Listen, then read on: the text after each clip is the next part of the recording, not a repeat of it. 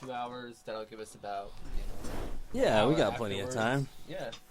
Well, here we are for another episode of Will and Mike Explain the Movieverse. Come on, you're going to start it like that? Well, how am I supposed to start it? Come on, be a little more dramatic about it. Will and Mike Explain the Movieverse! I like that better. It's on like Donkey Kong right now. Oh, yeah. Oh, yeah.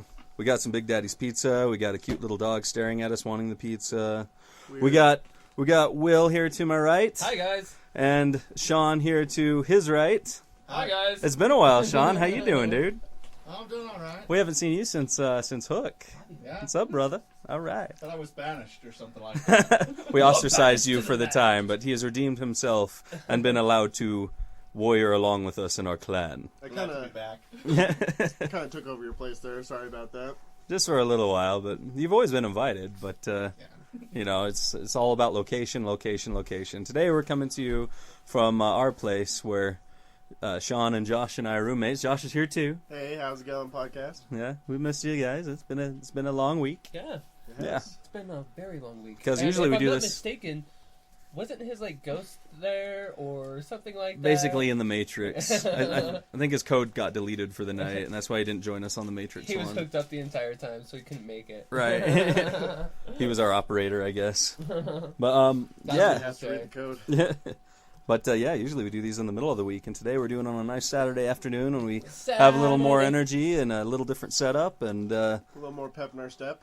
a little bit more of Steve providing us pizza and candy and Fig Newtons. What's up, Steve? What's up, Steve? Want to say hi to everybody in podcast Hi, land? everybody on podcast land. We got Fez trying to steal my microphone here. And if anyone was wondering, I am Thanks. positioned right behind Mike. In tribute Oh, fashion. yeah. Right where he likes it. And I'm on the side. Um, Both of them. But today, after much deliberation on what movie we should do, we thought that it's time for us to break in to the MCU finally. Not only that, but stay a little more modern. I mean, we did Scott Pilgrim Yeah. not too long ago. and Scott that Pilgrim was probably our most newest one, like the only Yeah. one we've done from this century, I think. Which is great. I mean, we're bringing in movies that maybe you have even forgotten about. But, we like to dabble into new movies as well. And I think the one that Mike has chosen this week is just perfect. Yeah, we knew we wanted to go into the MCU. That was Will's suggestion, and then we talked about it, and I really wanted to do either Iron Man or Thor. Mm-hmm. But instead we decided we were going to do a whole other Disney movie. Jane Foster said that we could not use her name, so we had to go with Iron Man. Oh, wait. Yeah, what's up with it? No, we went with Iron Man. Did we go with Iron Man? Yeah, we're on Iron Man. Oh. Did you think we were doing Thor today? No, I knew. Oh, yeah. I'm like, he'll just be dropping Thor facts in on the Iron Man podcast. I just kind of stopped because I'm like, oh wait, we haven't even told him what we're doing this week yet. It's a Disney and then film. I'm just like, oh, it's Iron Man. Oh boy! I don't even know if this counts as a Disney film because it came out we got it paused right now, right before the Paramount logo, and I think until 2010 was when Disney and Marvel signed their deal. So I think this is technically right after the 3 came out. right. So this is brought to us by the studio that brought us Indiana Jones, but Steve Jobs died, so yeah, I yeah, think so. there you go. So anyway, so it's not quite a Disney film, I think, technically, even though I believe Disney does own it nowadays. But now we're just getting into the politics of it. Instead, let's get into the movie, where we got it sitting right at that star field that begins the Paramount logo. We're going to start the movie in 3, 2, 1, Go. bang! And here come all the pretty little stars that coalesce around a big, tall mountain, a paramountain, if you will. A Paramountain? A paramountain. Does that mean it only has one leg? No, that would be a paraplegic mountain that has absolutely no limbs whatsoever. Yeah, Iron Man. What did you guys think about that? Okay, so honestly, the way I remember this movie coming was they'd been announcing it for a while. They'd been trying to work on something with Tom Cruise, and honestly, by this point, comic book movies were kind of starting to fall off the radar a little bit. Right. We'd had some success with X-Men, kind of brought it all back, and then Spider-Man was awesome. But then eventually, I mean, this came out in 2008, right after we went through the debacles of debacles of what were they? Spider-Man 3 and X-Men 3. Oh, not only that, but we had to deal with Fantastic Four. Yeah, and Fantastic Four came out, which I'm gonna say is a fun movie, but it's not a good movie. But it dare is a fun movie. Dare I do mention that both the Hulk movies were out by this time? No, the second Hulk movie had come out after this one. Did it? Because it's actually technically part of the MCU, and they even use clips from it in the Avengers. But now I'm just getting anal. Which is scary when you're right behind me. The general was still supposed to be like Mind the if I Red do? Hulk and everything. Yeah, and like that, I keep thinking he might show up again because I'm Tony thinking Stark, who we see premiering right here in this very scene in this Humvee, the Fun V, not the Humdrum V. The fun V. He shows up right at the end of Hulk and kind of goes to talk to the General about the Avengers Initiative, and Yep. so this movie right here was such a risk for Marvel. We all know the story. They sunk all their own money into it because they were sick of selling the rights to Sony and to Fox and everyone else, and they took such a risk for it. But I mean, look. All the building blocks for all the awesomeness of successful comic book movies begins right here. It really does, and they couldn't have chosen a better person to play Tony Stark. Well, again, because they were thinking about Tom Cruise for the longest time. Screw that idea. And I remember when they picked Robert Downey Jr., everyone made the joke that it's because he's in and out of rehab so much and has a Right. drinking problem, just like Tony Stark in the comic books has for decades. Uh-huh. And so that was the big joke, and I'm actually proud of them for not really going that route. I mean, they show that he still enjoys the good drink. He still carries Right. that personality and stuff like that. He's definitely completely irresponsible with it like he is in the comic books. But I'm kind of glad they haven't made that the huge story deal. They've kept it fun. They haven't gone down that really dark path yet. And there's our first explosion in this action-packed And you know movie. what? By the time we get to the third movie of this, a lot of people didn't like the third Iron Man. And when I watched it, I finally saw Tony Stark. I saw Tony Stark as a man as opposed to an Iron Man. Yeah. He has post-traumatic stress disorder. He's all messed up. He's just a man in a tin suit. But he's still just a man. He doesn't have any superpowers. It's true. It does a lot to serve his character arc, and I'm kind of interested to see where he's going to be by the time Avengers 2 comes out here in another month and a half or something, another 2 months. So close. But the thing is, as far as Iron Man 3 goes, I like it as a movie, and it's especially cool, as a Shane Black movie and stuff like that. Mm-hmm. I don't know that I liked it so much as an Iron Man movie or a Marvel movie, but at the same time, I think it holds up better in the middle of where it is in this character's arc and in its place in the Marvel Cinematic Universe, as opposed to just being a single movie. And I think that's what a lot of really picky people like me forget about and don't give it Let's enough face credit facts, for. But seeing how he just wraps the Iron Man suit around Pepper Potts as they're falling. that was cool. That was cool. It definitely has its awesome I moments. was really waiting for Red Alert to come out. Oh, I know, right? Pepper, I made you a suit, by the way. We were waiting for it, but I know. I figured out though what Pepper Potts' superpower is, her superhuman power. It's not till the end of the movie, and I'll tell you when it comes up here in this movie. It's totally awesome and amazing. Okay. I promise you. I'm But excited about this now. now, y'all, As if I wasn't already. I mean, it's freaking Robert Downey Jr. as Iron Man. well, and just look at him. I remember real quick about this scene where he's captured by these, the Nine Rings people, this Al Qaeda type kind of thing. It's almost more pertinent nowadays with all the ISIS stuff going on in Definitely. Iraq right now. It's scary, man.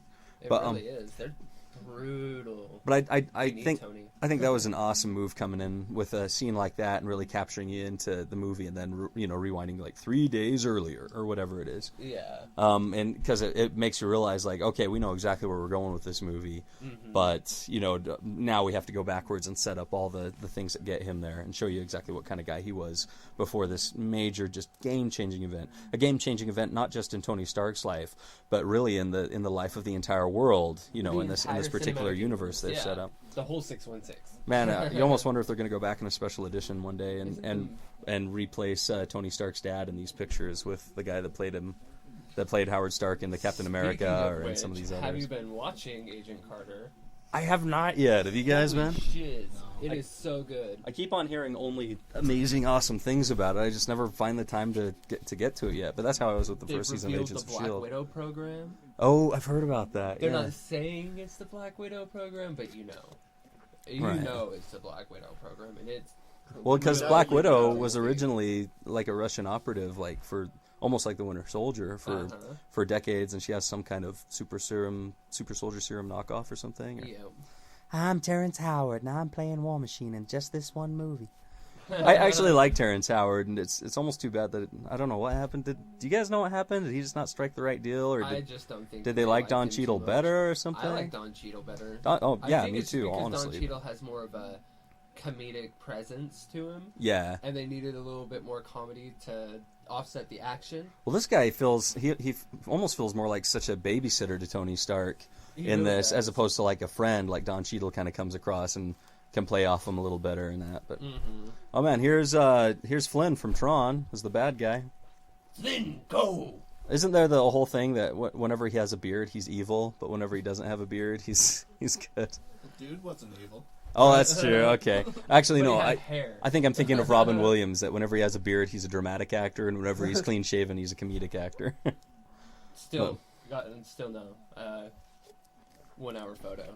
Oh, yeah, that's true. Okay, that kind of breaks that whole thing. Guys, I love that movie. We should do that sometime. I love 1 hour photos so much. It's ridiculous. I've actually never seen it, but I Really? want I to. didn't We like it should. that much. It's Really? creepy. Why didn't you Really like it, creepy. Josh? It just... I don't know, Sorry, I guess he's- at the time I wasn't mature enough to fully understand, what was going on and everything like that. I was like, Why isn't he Oh, funny? snap. Yeah, I Yeah. thought maybe you were watching it expecting this to be some kind of comedy and that he's going to be playing the genie from Aladdin or something. And he's totally not in that movie, it's right? like, don't touch. Why wouldn't you touch? What's going on? Talk about setting up a character in this by making him like have this huge important award ceremony, and he just misses it to hang out with babes and do gambling and drinking and stuff. And isn't Tony Stark, I hate this outfit, by the way. The slick back hair and then the... Oh, he looks super glasses. slimy. I'm sure that's He totally looks on so purpose. slimy. He But looks so much better like later on in the movie. right, here's John Favreau in one of his thinner roles. Later, he's not. Speaking of Jon Favreau, I love John Favreau, but Jon Favreau is the original Tony Stark. yeah, you think so? Like, how do you He figure? played Tony Stark basically to a T in Friends. Oh my gosh, you're totally right. Because he's that big like what? He's a zillionaire and he's Yeah. trying to fit the cameras to He's be the CEO size of that- the tip of a pen. Yeah, and he has all these awesome Inventing ideas, things. and then he gets into fighting And then too. he gets into Am I the fighting. ultimate fighting champion? And I he's like- can't quit. And he loses all the time, and he's like, I just can't give up. Like, that's not me. Yeah, it's I actually a just can't give totally up. Tony Stark It's thing. Tony Stark to the T, like the way Uh, he dresses, the way he talks. He flies them to a different country to have dinner. That's It's way Tony funny. Stark. I saw that, I'm like, that's not Happy. So let's That's pretend Tony. let's pretend that Happy is actually probably that guy from Friends, and now he like lost a bet to Tony Stark or something like that. So now he has to be like his manservant now, and like because he lost a bet to him for like 5 years or something.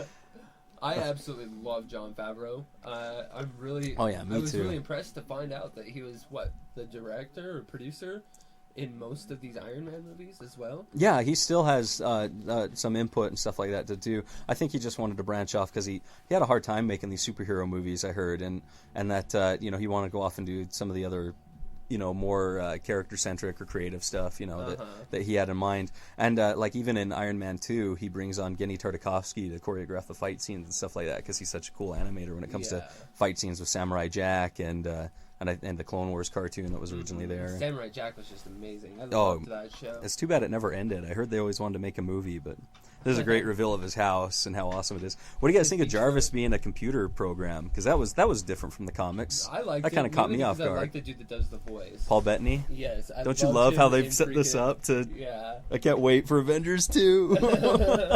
I loved him in A Knight's Tale. He was just Oh perfect god, in A Knight's where you see his Tale. bare buttocks. Darn straight. There she is walking around in a shirt. You know what's funny? The first time I saw this, and Pepper Potts shows up here and tells him like, "Oh, I help him out with everything, even taking out the trash." I totally didn't get that as like a catty. Yeah, like I just figured like, "Oh, she takes out his trash too. Well, what a great helper!" About Like, you. I totally missed that. I'm so oblivious to when girls are like catty with each other. Going back to Jon Favreau, this is my last thing I'm saying about Oh, Jon yeah, Favreau. yeah. I'm sorry. But No, please. I love Jon Favreau. I recently watched Chef.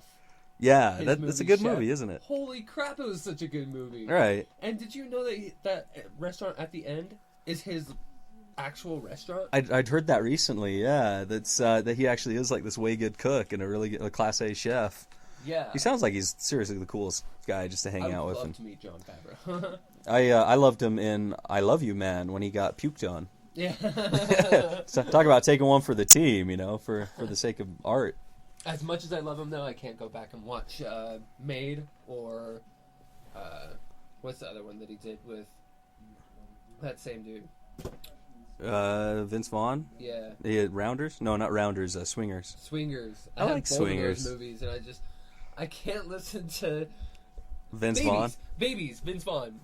Look, we gotta get some babies. Like I've no, gone on you record on this don't. podcast before as saying I do not like Vince Vaughn. He's not bad as a little cameo here and there, but oh my gosh, the guy gets on my nerves. I didn't mind him in Dodgeball, but I would have to agree with you. Vince Vaughn is just one of those actors. Where Probably his most standable movie. Yeah. All right, so I like the idea they made. They show how Tony's a tinkerer. He's a workaholic. Mm-hmm. You know, he keeps with the flaws of the Marvel universe, how their characters have flaws. So where Spider-Man, you know, his problems are that he's poor and he's working, but he's trying to help support his aunt, and he can never catch a break. Tony, he's almost the opposite end of the he's almost the opposite end of the spectrum, where he's got all the money and power and women and everything else that he wants in the world, but his are a lot more internal flaws. You know, the daddy issues for one thing. Yeah. The fact that he is a workaholic, that he does put up the walls and doesn't build personal relationships and things like that. So, you know, it's fun to see him that he has flaws, but they're a different kind of flaw, you know, and that they stick to that Marvel Universe thing about them being flawed human beings, but at the same time, you know, they don't have a one note show on it. You know, they're not all like Spider-Man's problems. And the only problem that Spider-Man's having is they can't get a good freaking script written for him. But now that Marvel's involved, finally, they got their like key center character back. I'm excited to see what they do. There's all kinds of things, all kinds of rumors out there, and I don't know that we want to get into it while they're still so fresh and new. But I'm excited to see. Like talking about Star Wars.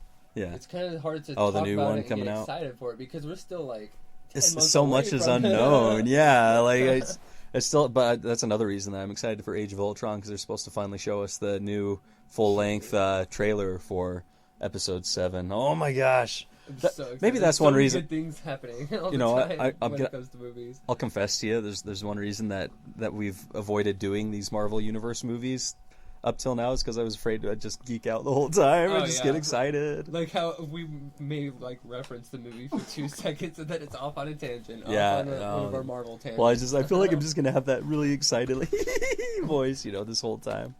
Oh, this is a great gag where it turns into like a whole club atmosphere on his plane. Mm-hmm. And all the stewardesses get out, and they're all just drinking and having a good time and dancing. There's a pole that comes out. And then the stewardess sits on his lap and he tells her how he can eat a peach for hours. Oh, wait. Wait, that was Face Off. Wait a second. That was a different Marvel character. I think Ghost Rider said that. They have sake. Sake. You. Yeah, see, drunk. Yeah, it is way funny. Yeah, Rhodey in this one, Terrence Howard, I think he does just kind of get on his case a little too much in this movie, and they kind of miss that friendship connection in it. Yeah, all the stewardesses have got their shirts all tied up and stuff. It's so dumb, but it's so Tony Stark. The pole comes up out of the floor. God, what kind of plane is this? Especially if you're just flying around a couple of people. It's the same plane it's pretty that was crazy. created by a guy that can basically do anything. You ever been to Afghanistan yet, Josh? No, Did you ever have to go? I didn't visit Bagram yet, no. Oh, you're probably really lucky then. Yes. When I was working up in the oil fields in Wyoming, just north of Rock Springs there, I'd be driving along with a lot of guys who had to, tours there and stuff. Right. And all the time they'd be looking out and they'd be talking to each other like, just like back home in Afghanistan, isn't it? And he'd just be like, oh, I hate that place. But so I always wondered if they filmed this in Wyoming, because it basically looks the same. I wouldn't be surprised. It's so pretty.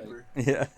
Seeing it on such a high definition device, it just makes the movie that much better. Yeah, I did. Because even that opening sequence when he's being attacked, I was like, holy crap, that's awesome. I know, it's so great, right? Only the best for this podcast. I know you out there can't see it right now, for legal reasons and whatnot, but it's super cool. Right now, but But yeah, this is so back in the day, the way I kind of learned about Iron Man and all these guys was around 6th grade or so.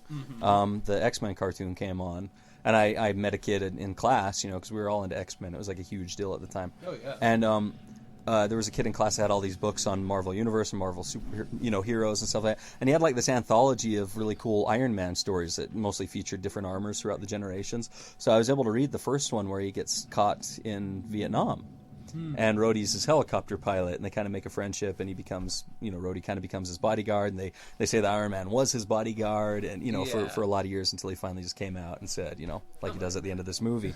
So yeah, but this is basically the same. I think it's obviously brilliant to update it to oh my gosh, shirtless Jeff Bridges. Yeah. Sexy. But I love his technology in his hand. I know, right? It's like so modern and that's so 2000. Way ahead of any smartphones that we have today. But yeah, I totally forgot what I was talking about now. Did you know? Shirtless Jeff Bridges just knocked it right out of me. You were talking about how you were able to like read all the beginning Iron Man. Yeah. Oh yeah. So that kid, I remember he loaned me that comic and stuff, and I thought it was way cool. Like I got really into Iron Man. I started I had another friend who had a bunch of like Marvel playing cards or whatever, like that would tell characters stats and histories on the back of the cards. So I was reading about that and all the Avengers, and I found out who Loki is and Thor and all these guys like that, and so I knew the story for Iron Man, and I thought it was cool they updated it to be Afghanistan and the whole war on terror. You kind of have to do that. But yeah, it's basically the exact same origin story. And he basically goes through that same character arc, where they had his weapons and he got to see what they do and he wanted to do something more about it. Yeah. It's a very his is a very traditional heroic kind of character arc. Mm-hmm. It comes at it from a very different angle from like the poor farm boy like Luke Skywalker was, or Rand al'Thor, or whoever Yeah. Like he's definitely in a different place. Oh, I loved this guy's cameo in Iron Man 3. Yeah. You actually see him at the place where he met Tony Stark. That he references here. But my background with it is completely different because even at this point when this was released, I still wasn't reading comic books. Oh, really? Like any whatsoever. Like I wasn't into comic books. I loved the movies; they were all cool. It was about the time of the third one, I would say, that I started to read it. Cause that's when I started working at Pingree. And got hooked up with me and Harley and all the other nerds that were working there. And since then, I have read my fair share of comic books. Yeah, well, you're hooking me up like with Axis recently and everything else, and I feel like I'm behind the curve now. But I got my Marvel Unlimited app, and I just sit there and watch read comic books like on the daily. That helps. Right through them. Like the whole Secret Wars, I've gotten about halfway through that. All caught up on Thor. Basically anything. I'm mainly just trying to stay as current as I can with happenings in the Marvel universe. Right.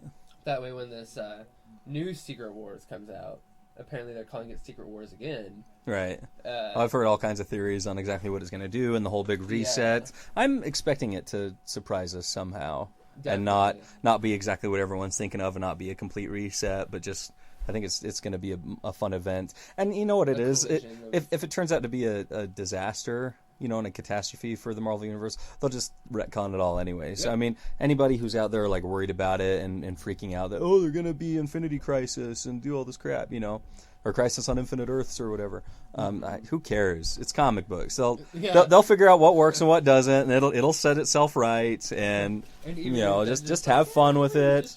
It's like, what was that thing you were talking to me about Axis with Hulk and emo Hulk? Claw. Oh man. Yeah, it's totally dumb, right? But I'm like, it's comics, just go with it, They can get away with it. Yeah, like the rest of Axis was good. It was just that one little part. I was just like, cop out. This is really scary. The guys coming in here and putting them on their knees and stuff. I mean, I guess where it really hits me is this kind of stuff really happens. Like I know guys that go and have lived through this kind of thing, and it's just.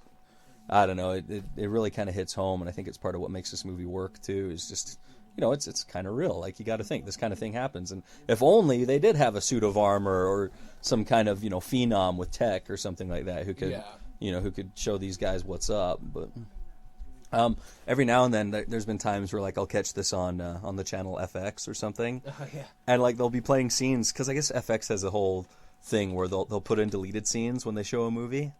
And so, like, every now and then I've watched this on FX, I'm like, I don't remember this part.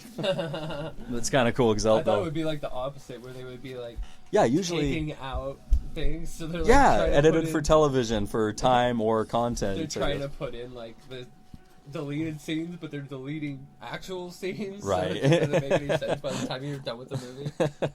You'd expect cable would do that. But, Cable. He had nothing to do with this. Oh wait, he's owned by Fox. Isn't FX owned by Fox? Oh, so he could have done something. Okay, now we're getting into really meta kind of stuff. That'd suck to have to carry a car battery around like he's doing right now. Those things are heavy as sin, dude. I carry a car battery around with me wherever I go. You never know when you're going to need a car battery. This is basically, I did On a bike. fracking up there at all the frack sites in Wyoming, stuff like that. This is basically what it is. It's just a big camp with a bunch of guys, and they're all pretty scary and look at you just like that guy's looking at Tony Stark. And, you know, I'm just like, hey, man, I'm just here to deliver fuel, all right? With my cigarette essay. All right.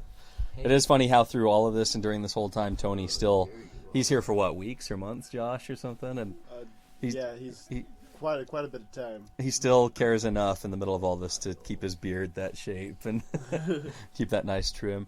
It's funny, like, I guess with his goatee, like, it's cool and it's funny how it's, like, you know, shaped like that. But in the comic forever, he just had, like, a porn stash forever. He basically looked like Biggs from Star Wars. He likes to keep a style. That's for Even sure. if he's captured. Yeah, you gotta give him that, right? What a dude. If he only was actually a Stark boy. When was the first time you guys saw a Robert Downey Jr. movie? Back to School. Back to School. Yeah. Rodney Dangerfield. Yeah, I remember that That was movie. I my saw that. very first introduction to Robert Downey Jr. I remembered him from that. There's a movie called Heart and Soul, where the night he's born, these 4 people die in a bus accident, so their spirits just hang out with the baby. That was the second movie I watched with Robert Downey Jr. Yeah. This was actually the first one. Okay, yeah. Yeah. That's funny. That makes sense. Yeah, for a long time, he was kind of an up-and-coming actor, and then he got so hooked on drugs and stuff like that he'd be in and out of rehabs and things. In fact, even on Simpsons, on the episode where they go to New York, I think it was like an episode from 98 or 99, they go to New York and they see a Broadway show, and it's about the Betty Ford Clinic where a bunch of celebrities will go. And the guy in it is obviously supposed to be Robert Downey Jr. Right. And, like, you know, he's this drug guy and stuff like that. But so, I mean, even The Simpsons parodied his Likeness. him tanking in life. Yeah. but I mean, so for him to come out of that and turn his life around, I'm talking about Robert Downey Jr., you know, Right, not Iron Man or whatever. But, like, for him to come out of this and just hit it so far out of the ballpark with this movie, with this role, you know, with his character that just, I mean, he is kind of the central character of the Marvel Cinematic Universe. Now, what I heard on the contract for him for all of his movies, instead of getting a set amount of money at the beginning or the end, Yeah. he actually gets a percentage. So if the movie tanks, you know, he doesn't get that much or any money. Right. But if it does really well, He gets it off the back end, right? Off residuals that come in from it. yes, and That's so super he made smart. a killer deal on the Avengers. Yeah, like he got $40 million or something for that, like Crazy just so amount. far for that movie alone. I thought, but that's I guess at this point when you've got a role like this that you're kind of stuck to, and I don't know what to think about the fact that you always hear from different sources that he's never going to do another one or he doesn't want to play Iron Man again. But I don't know how true those rumors are, especially when you got him coming out at Comic-Con with Chris Evans, and they announced Civil War and all that stuff. You know, He's going to be right up there with Hugh Jackman for portraying a superhero in the most movies for the longest time and stuff. God, if we can ever just get Fox to work with them on that and let Wolverine show up on one of these. Wolverine Avengers. I know. just a cameo, just to show up in that Thanos scene in 2019 or something, you know. Hey, guys. Just hang out. See you later. All right, bye. Do you think Yeah, they're gonna seriously. rip off Iron Man's head during freaking Infinity Wars? I don't know. Remember how they did that? In He what? showed up during the Infinity Gauntlet. They all show up to battle Thanos, and Thanos' daughter just like tears Tony Stark's head off. Oh, really? Like entire Which Iron one? Man Like, head and everything. was it Nebula or Green Lady? What's her name? Gamora? I think it was what's his? It's kind of like Thanos. It's like Thana or something like Thana. Oh, okay. No, Thane's his son. Well, he's supposed to have some daughters like that. Yeah. Oh, well, I don't know. We'll have to see. It might be a good way to get Robert Downey Jr. out of this role finally. Right, just tear his head off. Okay, he'll be like Harrison Ford playing Han Solo. Like, I just want him to die so I don't have to do it anymore, all right? But Try breaking his foot and all, you know. Yeah, it probably was his hip, but I know they keep joking about that. But they can't say that an old man broke his hip because it just sounds bad. So this ring that he's making here, where he takes all the machines apart and he melts it into some kind of special metal, and that's the metal. It's the catalyst for this arc reactor. Is that right? Like, yeah, it's kind of like a. Unobtainium. Yeah, it's unobtainium. But it's MacGuffium. MacGuffium. I don't know. In the Marvel universe, it would probably be like vibranium, but you can't destroy vibranium. So how would you make it like the key component? Well, plus whatever it is, like, and I know that he augments it in Iron Man 2, so it won't hurt him anymore. And that I don't know. Iron Man 2, it's a cool movie, but it's definitely one of the weaker links in this chain of Marvel movies. It just has some awesome parts to it, I think. Yeah. But I liked Iron Man 2 more than I liked Iron Man 3, to be honest. Me too, honestly. I'll agree to that. I didn't want to say anything when Will was going on about it, but yeah, Iron Man 3's... Iron Man 3 and the first Captain America. I don't hate those movies by any means. They're just probably my two least favorite, but that's... but that's not to say that I think they're bad by any, or anything like that. They just, somehow they didn't fulfill my needs when I saw them. How do these guys miss some giant glowy thing that he has in his chest all the time and not realize, he doesn't carry on that giant car battery anymore? I'm sure they're like, we don't care. As long as he's building whatever we want. I guess. He has free mobility now. Let him build whatever he wants to put into his own body. If he's going to put it in his body, that fool is crazy in the first place, and if he dies... Well, you'd think that guys who don't shy away from suicide bombing would be a little skittish around a guy who's implanting something in his chest that glows. Don't you think they might stop him a little bit and wonder what he's up to? No questions asked. Yeah, all right. You work on bomb? You continue. Yeah, it's all good. Eh? We play backgammon. You want to see my camera? No, get back to work. It has many pixels. Many pixels. The scary guy here, he's been in a lot of stuff lately, like not the bearded guy here, but his boss, who's in what is he in, Elysium, and he was the captain of the starship at the beginning of the new Star Trek movies. He's a fun guy that you see around from time to time. Yeah, he was in the Star Trek movies, huh? Yeah, he gets killed right there at the beginning, and he makes Thor in command. I can't believe J.J. Abrams, putting Star Wars references in his Star Trek movie. I know, where you see an R2-D2 and stuff in there, yeah. It's like, come on, J.J. Well, he's a known huge Star Wars fan, but not much of a Star Trek fan. And he said, I heard an interview with him where he said that the only reason he even really took Star Trek was because he did want to do that big space adventure kind of movie. Mm-hmm. He just didn't, and he saw that this would be his big chance to just do that. But he never would have thought that it would lead to Star Wars, I'm sure, but here we are. None of us thought we were going to get new Star Wars movies in, anytime soon, and here we are just 10 years after the last one. Yeah. It was 30 years before they made the last time. Right. I would have thought they would have stuck to that, but Hollywood these days, they're striving for remaking whatever they can because they can't have any original ideas. That's why I like 22 Jump Street so much, because the Jump Street movies totally make fun of that, how Hollywood's doing that nowadays. They just come right out and say it, almost winking to the camera. It's so funny. So here's the guy we were talking about, the captain of the starship who made Thor the new captain. Nobody Kirk's said dad. Contract dispute. Yeah, exactly. Oh, man. With Seth It's not Rogen. about contract dispute. I've been here the whole time. Let's go, Jensen. That's Jenkins. Okay. Whatever. Jensen, Jenkins, Johnson. So, there's part of the deleted scenes or the extended scenes of this that I saw on FX. It was this part, and when they're about to shoot his friend, who helped them and did the surgery and everything. Yeah. They have him down on his knees, and he actually takes the red hot coals from their fire or whatever, and he threatens to jam it in the guy's mouth. And he gets super lethal about it. It's really it's a whole lot scarier than I think they do in this. Unless I am just thinking of the regular scene. Do you guys know? I've seen that, but I've watched the FX version too. So Yeah, and all the special features. It's kind of hard to remember. This movie's almost 7 years old now. And he's played Iron Man how many times? Only 7 years? Yeah, well... That ages me a bit. You think you feel old. You guys are all still in your 20s. Mike remembers World War II. You young pups.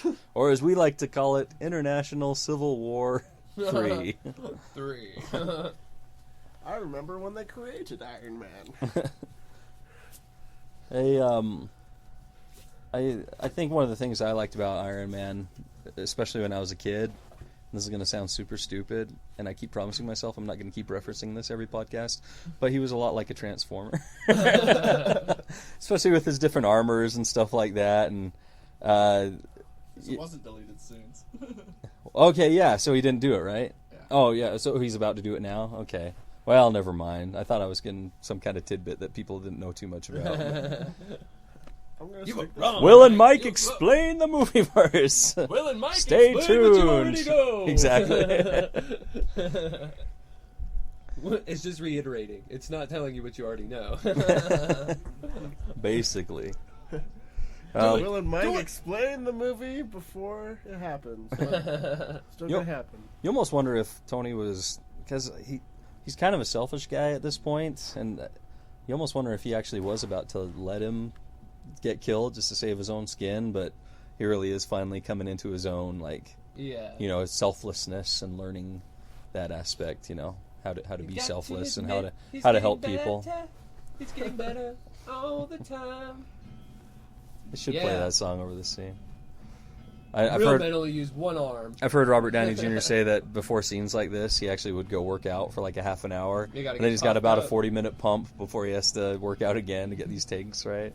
But yeah, just like anybody who gets signed up for these movies, if you end up in a Marvel movie, you're going to have instant bodybuilder Yo. physique, you know. You have to. We need a Especially if montage. your name is Chris Evans. That's called a montage. Every great movie needs a montage. Anything if you want to go from just a beginner to a pro. You need a montage. I think our first really lethal NC-17 rated podcast should be about Team America World Police. Oh man, I love that movie so much. It's so bad. When they first submitted that film to the what is it? The film commission Yeah. that puts the rating on it. Is it the The NCAA? It's not NCAA. That's basketball. It's not the NCAA. yeah, whoever is responsible It's for all whatever. those. Yeah, One of them. You they guys. made the puppet sex scene like 30 minutes long Oh, gall. because they knew they were going to tell them to cut it, and they wanted it to be, you know, Well, I know there's that. so long, so they made it like ridiculously long. Well, there's Just that like a parts little with bit. the Cleveland Steamer and stuff like that Yep. that are in the unrated DVD that were definitely not in the theater version. Now, They- was it that film that they told them that they had to cut it down in order to, you know, the violence and everything well, like that? there's And then they made it worse, and then they gave it a lower rating.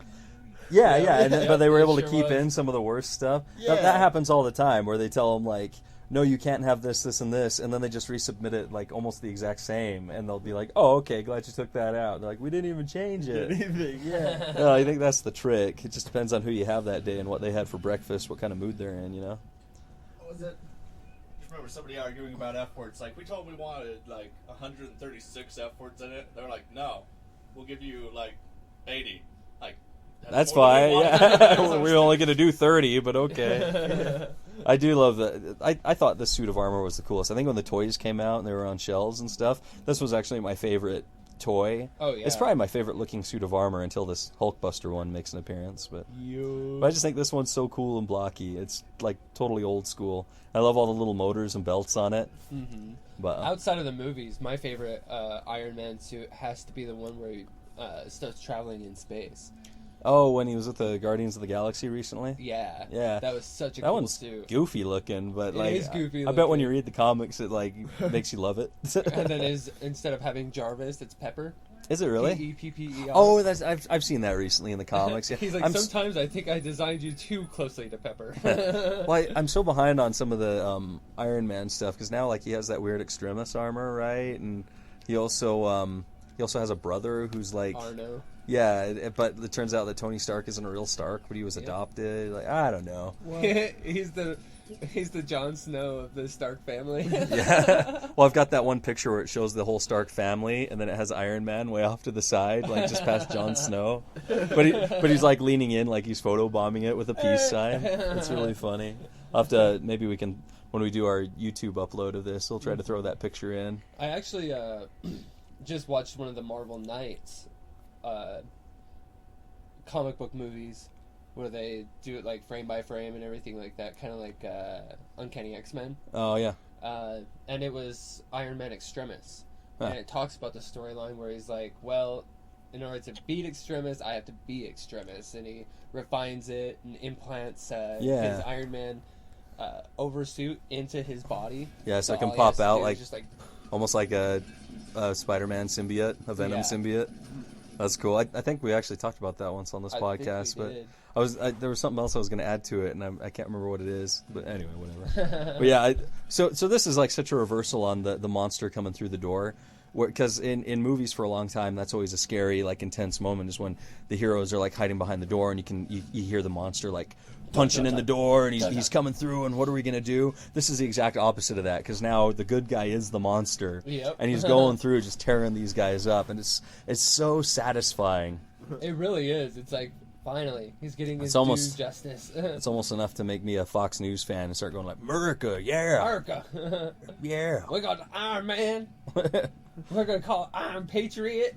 I know. The war machine rocks. Here's a little tidbit for you. So after this movie came out, I'm sitting here listening to the show where they had a guy on, and he was talking about how pretty much, for the most part, all the technology that he has in his suits, from all the little rockets and even some of the flight capability and stuff like that, they actually have like figured out. They just don't have a way to continuously power it. So like, the arc reactor would be that continuous. Exactly, that's the big fictional thing, is having something like the arc reactor that gives you infinitesimal amounts of energy. So, but my brother knows a guy who's an engineer who's been working on suits like that for the military that look like the stuff that's on like Live, Die, Repeat or Edge of Tomorrow, or whatever it is, and Elysium, and they've been testing it and stuff like that, but they're still running into that problem of how do we keep it working for more than 20 minutes on battery power. But I mean, we're this close, people. We're this close to figuring it out, but the real trick is just making it devastating within that 20 minutes. Yeah, exactly. It's kind of like one of those big mini guns where they've got, about a minute and a half worth of rounds, but think of all the damage you can do. Exactly. Remember, on Predator, he calls it painless. Yeah, painless. Yeah, love Predator. I saw the funniest Live, Die, Repeat meme. So it was what is it? Emily Blunt. Yeah. And then Uncle Ben. Oh. Well, I just read online, speaking of that movie, where Tom Cruise has been doing Mission Impossible 5, and they're taking a quick hiatus in order to punch up the ending and like figure out how to make the ending work better.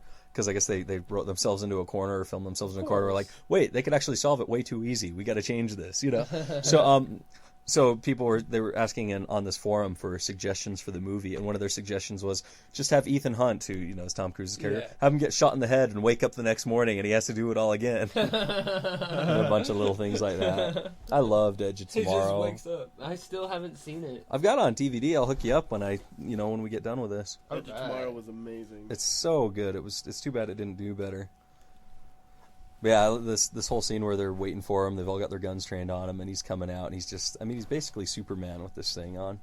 It feels so gross. I still am not sure how he survives his crash into the desert. I guess the sand is kind of loose. I don't know. It's kind of cushiony. Like how Indiana Jones survives in the fridge. Yeah, but Indiana Jones is Indiana Jones. He's obviously got super genetics. Because a car crash won't kill him, right? Well, yeah.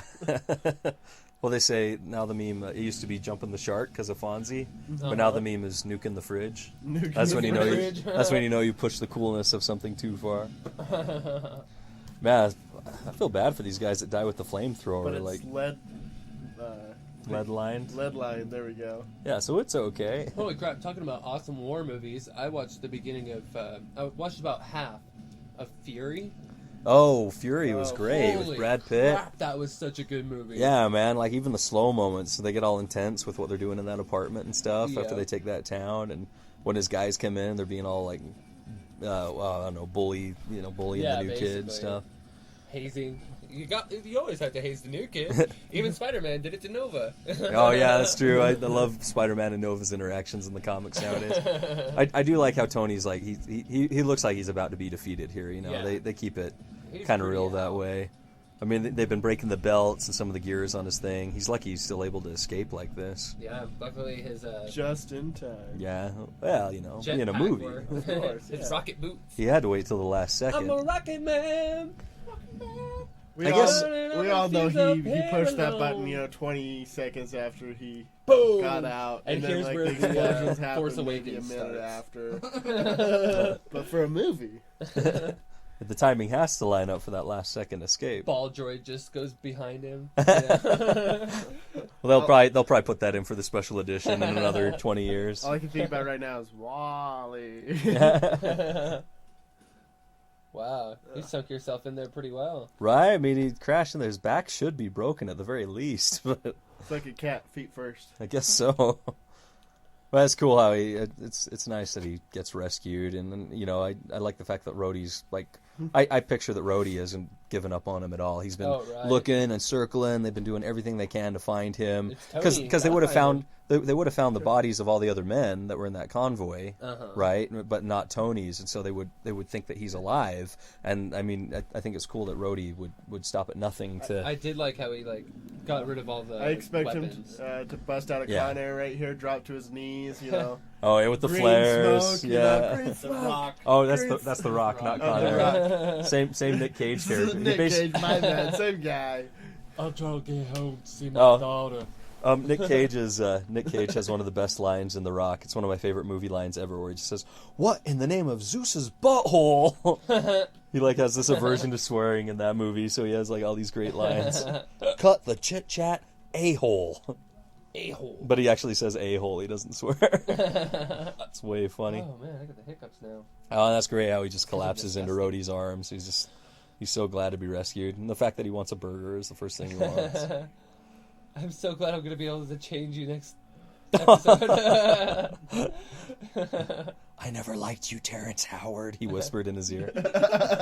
Now, why didn't he design a wheelchair that has repulsors? Come on, that's not Tony Stark. That's not the Stark I know. Because then he would have looked like Professor X too much, going around in a hover wheelchair all Why the time. was he on a freaking wheelchair on a plane when he could have been sitting How somewhere? did they secure that wheelchair? And why does he not need it now? Especially when they bring the stretcher and he waves it away. Why was he even in the wheelchair then? Okay, whatever. It's the most comfy seat. But see, he still grooms himself, Badasses don't need to. At some point between being transferred over here and everything like that, he still made sure that the beard was all nice and cleaned up. And like how they must have had a suit ready for him when they found him, because they didn't have the burger ready for him. They didn't, That's true. But they had a suit. You'd think he would have had a burger back in Afghanistan at the base or something, right? If they No, they have his luggage, If you've had one of them burgers, you would not have a burger back one of the base burgers. Yeah, I'm sorry. He's like, I don't even care. It comes in Waterlogged. It comes dehydrated in an MRE. Oh no, they're all cooked, and to maintain temperature, they're placed in water to maintain temperature and to Sounds maintain... juicy. Yeah. Oh, I love school burgers. school burgers are absolutely delicious compared to overseas burgers. That's saying I a lot. love black bean burgers. You know what? There's Burger King Promo. plug. Yep, there we go. product placement. I've never been able to eat a cheeseburger at school lunch ever since one day I ate one. This is back in 6th grade when I discovered Iron Man too. But I was sitting there and I threw up all over this science book. To the point where I did it right in the front row. It almost got on the teacher. I just puked all over the science book and just douched it with vomit. And it was so wet. And the desk was dripping. And the teacher hurries and gives me a garbage can. I finished in there. Oh yeah, this is the first appearance of Agent Coulson, from Agents of S.H.I.E.L.D. All right, I'll finish my vomit story another time in lieu of Agent Coulson. Do you know he's married to Jennifer Grey now? Really? Yeah, from Dirty Dancing and everything. Interesting. Right? I'm lowering him over to you. I absolutely. The cat, not the cat. No. Sir Pounce. What do you call the cat again? Fabio. Fabio. You I live here. live you know here and I cat's don't name. even remember. or Fat Cat. Love you big handsome. He is a cat. big fat cat. Oh my goodness. I love how he just sits down. See, he's such a great character. He makes all the reporters sit down, and then He's they, like, we're not Have making seen. weapons anymore, by the way. yeah, he just says all these judgment calls. One fun thing about Jeff Bridges' character in this is he's such an '80s corporate power guy. From his tie, his power ties to his shirt has that kind of it's a blue shirt but with a white collar. Yeah. It's total '80s stuff. The pinstripe, the pinky ring. I gotta start rocking that. I absolutely enjoy The that pinky look. ring? No, not the pinky ring. Hello. I'm gonna start Are rocking you- toe rings. No, I mean, but That is a pretty awesome. The white collar, white It really cuffs. is. I actually always kind of liked it, but it is super 80s, so just be careful, you know. You know, I noticed that like the Grammys, like Start wearing a wool jacket. all of I know it sounds racist, but all the African American guys Dude! are all wearing dark blue tuxedos with like the black collar. Every single one of them. Samuel L. Jackson, LL Cool J, freaking every one of them were wearing it, and it looks awesome. I love the inverted like dark blue for the tuxedo with the black collars. Huh. So cool. Hey, we're coming a long way from those old powder blue 70s ones. Right? I kind of miss those. I should bring them back. Bobby, I just want to pick you up and squeeze you. Will, quit playing with your pussy. It's actually Steve's pussy. Our other roommate, who is not joining us this day. Was he playing Destiny or just didn't want to interrupt? He's We're welcome at to the come. door, So I think he went to his girlfriend's. Oh, okay. I was gonna say he's welcome to come hang out, but it's not like okay, we're all gonna do this, but Steve, you have to stay in your room. Stay. He went to go get his pizza. So now leave. futuristic. Yeah. Thanks for feeding us. Now get out of here. Now, So this is futuristic, he a was writing enlarged his- version of the arc reactor. Right, so the technology that he has in his chest, and he made a micro version of this. And I think they even talk about here how they only made the reactor as like a a publicity stunt. Yeah. right Yeah. to make it look like they're not all weapons in war and stuff like that. They actually do, a lot of things with their military funding and their money that help the Earth. Blah Yeah. blah blah. And it really doesn't work. It just kind of looks fancy. It's not full potential, but in Well- a month or maybe even less, he was He able makes to it work. perfect it in a small scale that he has in his chest. Is that what happened? Because I always figured it's just what powers their plant, but they didn't want to actually I figured maybe it was like an oil conspiracy where people don't want them to use anything else other than Roxxon's natural gas and all stuff on like that. Yeah, Roxxon, because they're in the Marvel Cinematic Universe now. Yes, they are. But so I always just figured that the reactor here it powered their plant, and that was just enough to kind of get away with environmental stuff or maybe a tax break or something. But the problem that Obadiah Stane has with it later is that he can't fit it into I know it sounds like something that you get after a wild night. Check out this Obadiah Stane. Oh. I got Obadiah Stane all along my back. I don't even know where it came from. You got stained. Sir, That's his tagline. it's confirmed positive. You got the stain. How about you take a look I'm at afraid it's a these? case of Obadiah Stane. Obadiah stain. But he He just flashed the but stain. yeah, I figured his problem with it is he couldn't make the micro version to be able to power the Ironmonger suit. Right. But Is that what they call it? The Ironmonger? yeah, his name was Ironmonger. He even says right here, we're not peace guys, we're Ironmongers. It's supposed to be a shout out to his name in the comic That's books. cool. I don't really know a lot of Iron Man villains. I mean, I only know them except for the Mandarin, which I know Yeah. from the old '90s Iron Man cartoon, who's still really racist. He's pretty Um, Turned bad. into a dragon. Yeah, right. And he had the 10 rings of power that were pretty much Captain Planet rings. And those Oh. are back. Those are relevant again. This Mad Money show, I discovered it one So- time because I went to a wedding in Baltimore and I got myself a nice fancy hotel room, and I just because I felt all fancy and important, I turned on the TV and that Mad Money show was on, so I watched it just because it made me feel like an important business guy. I'm here to make money, and Yeah. this guy's gonna help me. And I was like, oh, this guy is Sell, pretty sell, entertaining. sell. Okay, I'm gonna give you Stark a big Industries. hug, which is gonna make you run away, but you need. When you right. buy, he shows I a appreciate bowl. that. Yeah, I've seen that No show. problem, Yeah, Sean. exactly. I'm like, why am I even watching this? I know, it's so dumb. It's like, Cookie. especially 'cause I don't actually have money. I don't have money to play around. what do I with. care with what Oh, this guy tells me to do? come on, Here you're you can okay, kind of see Fabio. his fake chest. I don't know exactly how they did this special effect, but it always looks it looks real, but at the same time it looks just off. Like the way his posture is doesn't look kind of like Right. his chest is Well, weird what's already. happening is he's standing up straight and down, and then the rest of the body Is curved laying out. Yeah. Right, yeah, but at the same time you can kind of tell if you look at it just weird. I don't think I noticed the first time I saw it though, but Well, yeah. The first time, I can understand that. yeah, you're not thinking you're actually paying attention to the story, and so it distracts you. But I think that's what they rely on. He looks more For that pregnant sleight of than hand. anything. Yeah. I love this. She's like, "What? You want me to do what?" Now she has to reach in and pull out the breech baby. Yeah. Stop fuss. Breach me. Operation. Breach Oh me. yeah. What does he do? He's like, it's some kind of discharge, and she's like, that only makes it worse. I know it's kind of like Operation though. You pretty much figure that if she touches the sides, he's just Which gonna is die. all metal. Yeah. I hope she played that game a lot when she was a kid. Bye, Fabio. Thanks They- for the cuddles. They do have a great chemistry. I think Joss Whedon says on the commentary of Avengers that he wouldn't do Avengers unless they let her come too and cameo in it and stuff, which is cool. And it was so easy. Like, it was just They did. like one scene. And plus that Which gives scene, Coulson yeah, it kind sets of up all the his stuff humanity. for Coulson, and it set up the cello player that they got to later in the TV series and everything. And Pepper's the same character throughout all the Iron Man, correct? Yeah. They did not change her, all right. Never No, changed it. she's always been, because she starts out as his assistant in this, and then the second one he makes her the president of the company. Right. So she's running that.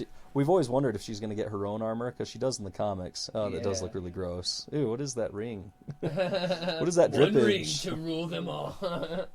It is cute that she turns it into a present for him later, and it is ultimately what saves the day. Proof that Tony Stark has a heart. Exactly. Yeah, and then this new one. It's cool that he does keep on improving it and Stark's and like the upgrading Energizer and stuff. Bunny now. And Keeps as of the going next and Avengers going. movie, he shouldn't have one at all. Yeah, I never quite got that at the end of Iron Man 3. That I mean, especially if they could just take the shrapnel out anyway, then why didn't he do that? Yeah. Why did It's he like, hold yeah, on to the- this piece of him? I guess You have the technology. he's narcissistic enough that maybe he did hold on to having a reactor in his chest to repel the shrapnel, just because it did make him set apart so much from Yeah, anybody because it else. It was made him him. super unique. It was something that he did, not somebody else. He's keeping himself alive, not giving anybody Right, else he- the chance to say, I saved Tony Stark's life. He's I- like, no, I- I yeah, only s- saved my life. Something like that. He My must biggest shave his problem is when back. his suit runs out of power in Iron Man 3. Like, isn't that thing in your heart powering your suit? Good point. Oh, but It it comes, just crashes. but because it's that model that comes apart, maybe it doesn't directly hook into it or something. Maybe it had a battery life. Yeah. But you think Maybe he would that have made it so it would plug powers in if he everything wanted else. it to. Yeah.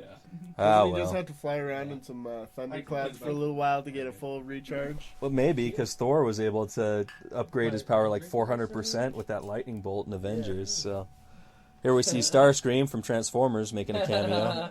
Oh, this isn't Top Gun? What the heck?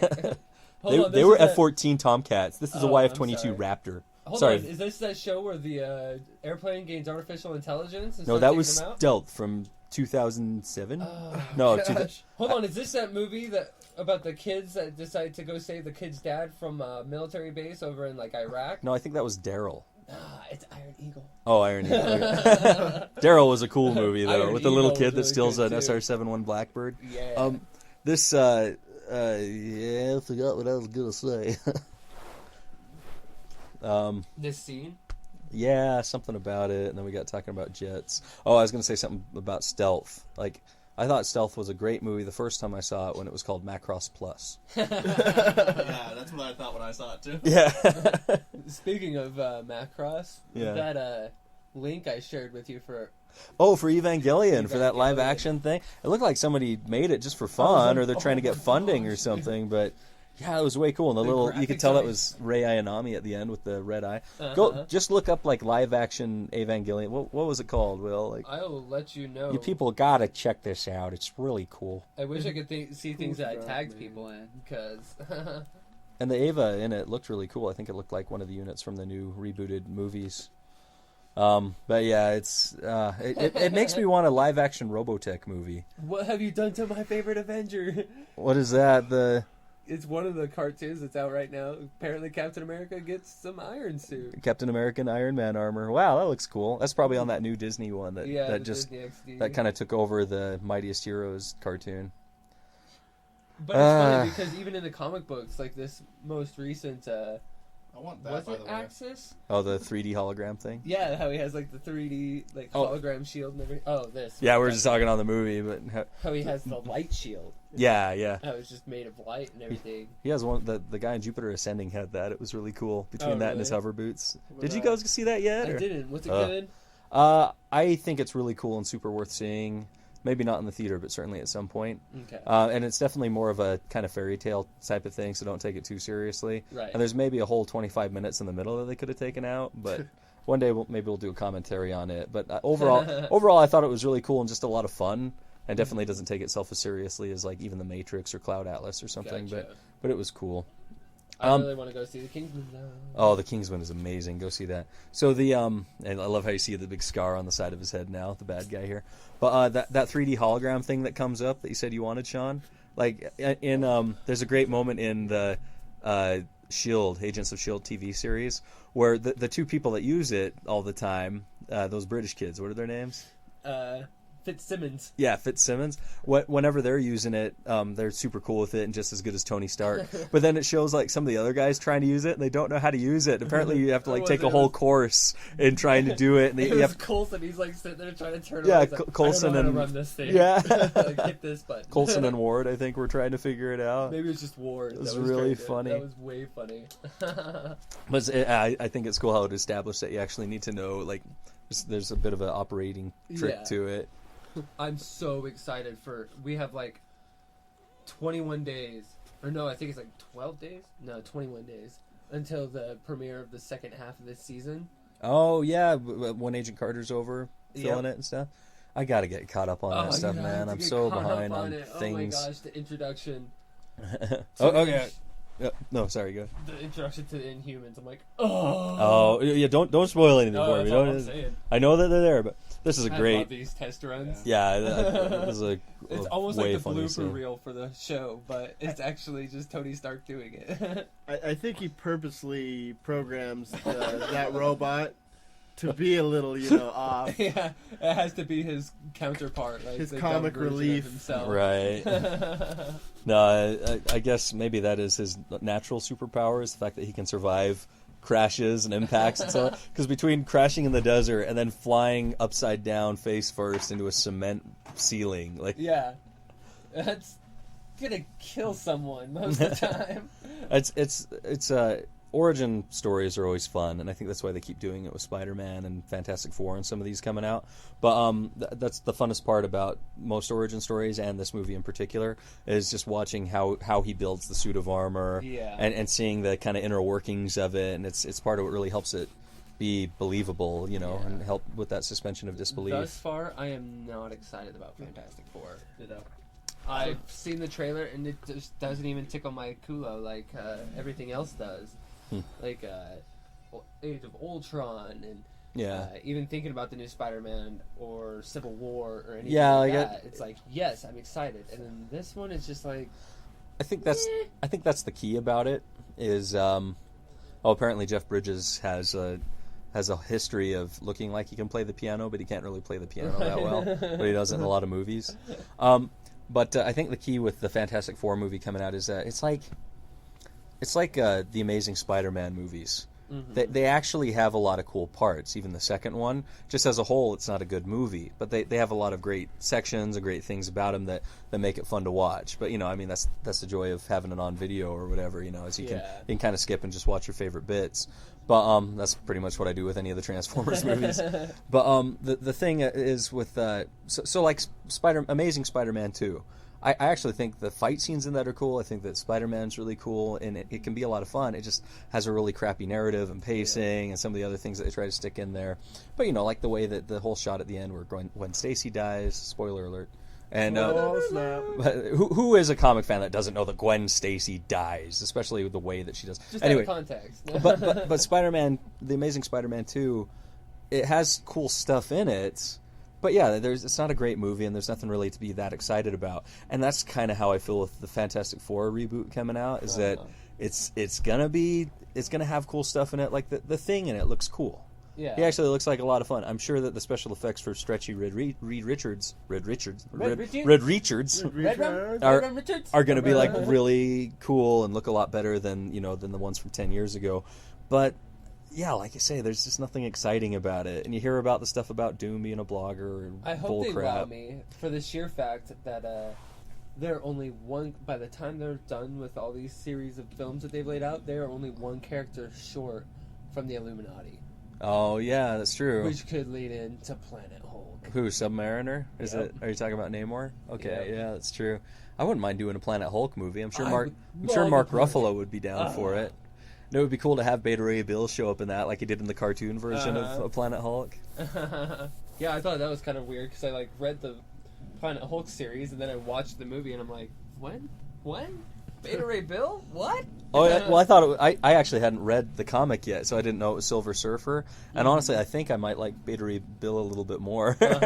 I'm hoping we get. It was a Ray wicked Bill cool in, fight. Oh, the paint Ragnarok. jobs. You're right, totally. Oh, I know. I feel bad about these cars. Oh. Oh, it's okay, Josh. Oh, no. You're He's gonna got the money. make it He through can't this. rebuild them. Yeah, he can just repaint them. Jarvis can apparently paint his armor in a couple hours. I'm sure Yeah. he can repaint the cars pretty easily. So don't sweat it Hot too rod much, red. buddy. It's all CGI destruction. And look, they're Doing all pretty perfectly good there, nice. Tony. Okay, never mind. Well, We're good. that's the Hey, beauty of the Tony. repulsors. They don't I really love the make a things mark you and do. scar up paint Hey, jobs. Tony, if I could, I would be you. Well, You're so the one and only Iron Man with the one and only armor. You know how to make a suit of armor and make it great. I wish I could Iron remember Man. the Iron Man theme song from the old Iron Man cartoon in the 90s. That was part of the Marvel Action Hour with the Fantastic Four. I remember the Fantastic Four song. Fantastic Four. Dun, dun, dun, dun, dun, dun, dun, dun. Okay, it sucked. But anyway, I'm so just glad I got There you was to no sing X-Men. it. That was great. yeah, X-Men is rocking. I get it stuck in my head every time I listen to Rachel and Miles explain the Yeah. X-Men. Free plug, that go and I check them watch out. It, like, constantly. I've watched like every Marvel series on Hulu and Netflix. Oh, lucky. You're lucky you got a job. You can do fun things like this. So I do like all the bits and pieces that stick out of the armor. How he does, you know, when a jet is about to take off for a plane and they do this with the flaps and functionality test. check it all out. Yeah, it's so great seeing it on a suit like this and really getting the feel for how intricate his suit is. I do like, too, just going back to the flying scenes where he's screwing up the paint jobs on those awesome cars.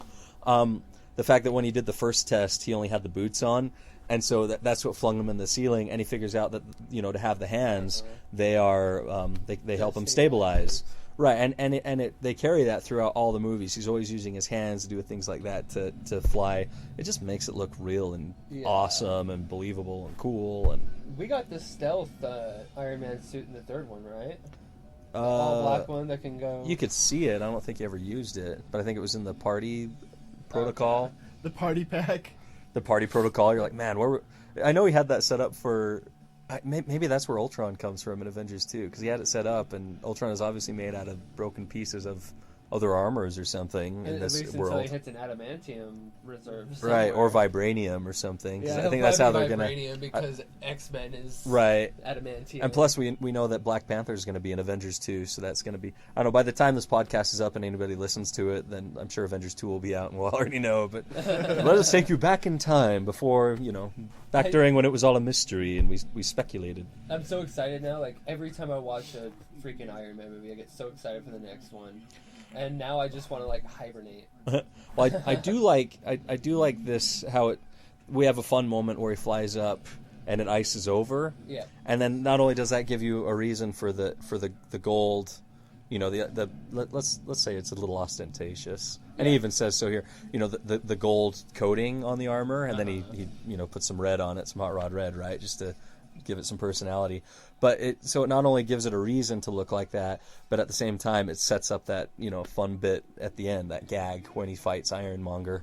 Mm-hmm. And you know, and he exploits that weakness. And it shows how much of improvement he makes on his Iron Man armor during the Avengers, because when he's taken that nuke back up into that portal And he's in everything, space. He's in yeah. space and it still doesn't freeze over. Yeah, But he still, loses his power. his but- armor loses power. It's like there's something shorted out for a minute. Mm-hmm. You know, I mean, you know, until Hulk caught him and he's able to reboot it, right? But Did one of you guys kiss me? oh man! All right, everybody, cover for me. I'm sorry, I gotta take a bathroom break. There's a bathroom break happening right now. So what we're going to do is we're going to give you all a break. This is the first time this has happened with us, and it may not be the last. But for the sake of you and needing to smoke while you're watching your movie as well, we are going to pause in 3, 2, 1. And we're back. Thanks for holding, everyone. Everyone's peed, and some of us have smoked. Everybody's rested up. Are you guys ready? Because we're about to start this back up in 3, 2, one. And Tony Stark is walking up to see what is inside. He got the ice from Bobby Drake. Just called him up. He's probably rich and powerful enough that he could arrange something like that. From Pepper. And he pulls it off and opens it up. And it explodes. It wasn't actually from Pepper. It's from Sergeant Pepper. And then Pepper's about to salt your wounds a little bit. Oh, so when I went to the bathroom, for the record, I did yell out "Repulsor Blast" as I peed. So. But it came out as more like a proton cannon, to be perfectly honest with you. It was more like the Transformers when they pee on things. It just pops the cork and releases his fluids. Break the dam, release the river. This is like the ultimate Lego set right here. Oh yeah, trying to put together his old armor. Tony Stark Legos. It's cool that they did that. It makes them a lot more threatening of villains and not so much like stormtroopers. You know what I mean? I remember when he blew me up. This piece was over here. I can see it like it was yesterday. Oh, it is wait, a pretty. That wasn't yesterday? Well, there's something about the Iron Man helmet which is really iconic looking, Uh-huh. and I think it's crazy cool that for Ultron, we've already seen in the previews how it takes that face and sort of perverts it into into something evil and something cackly and skull-like, and I can't wait to see what James Spader kind of does with that performance for that, because it's a cool look. I actually, one of my favorite things I ever read with Iron Man was in the Twisted Toy Fair Theater. They always played up the fact that he was drunk all the time.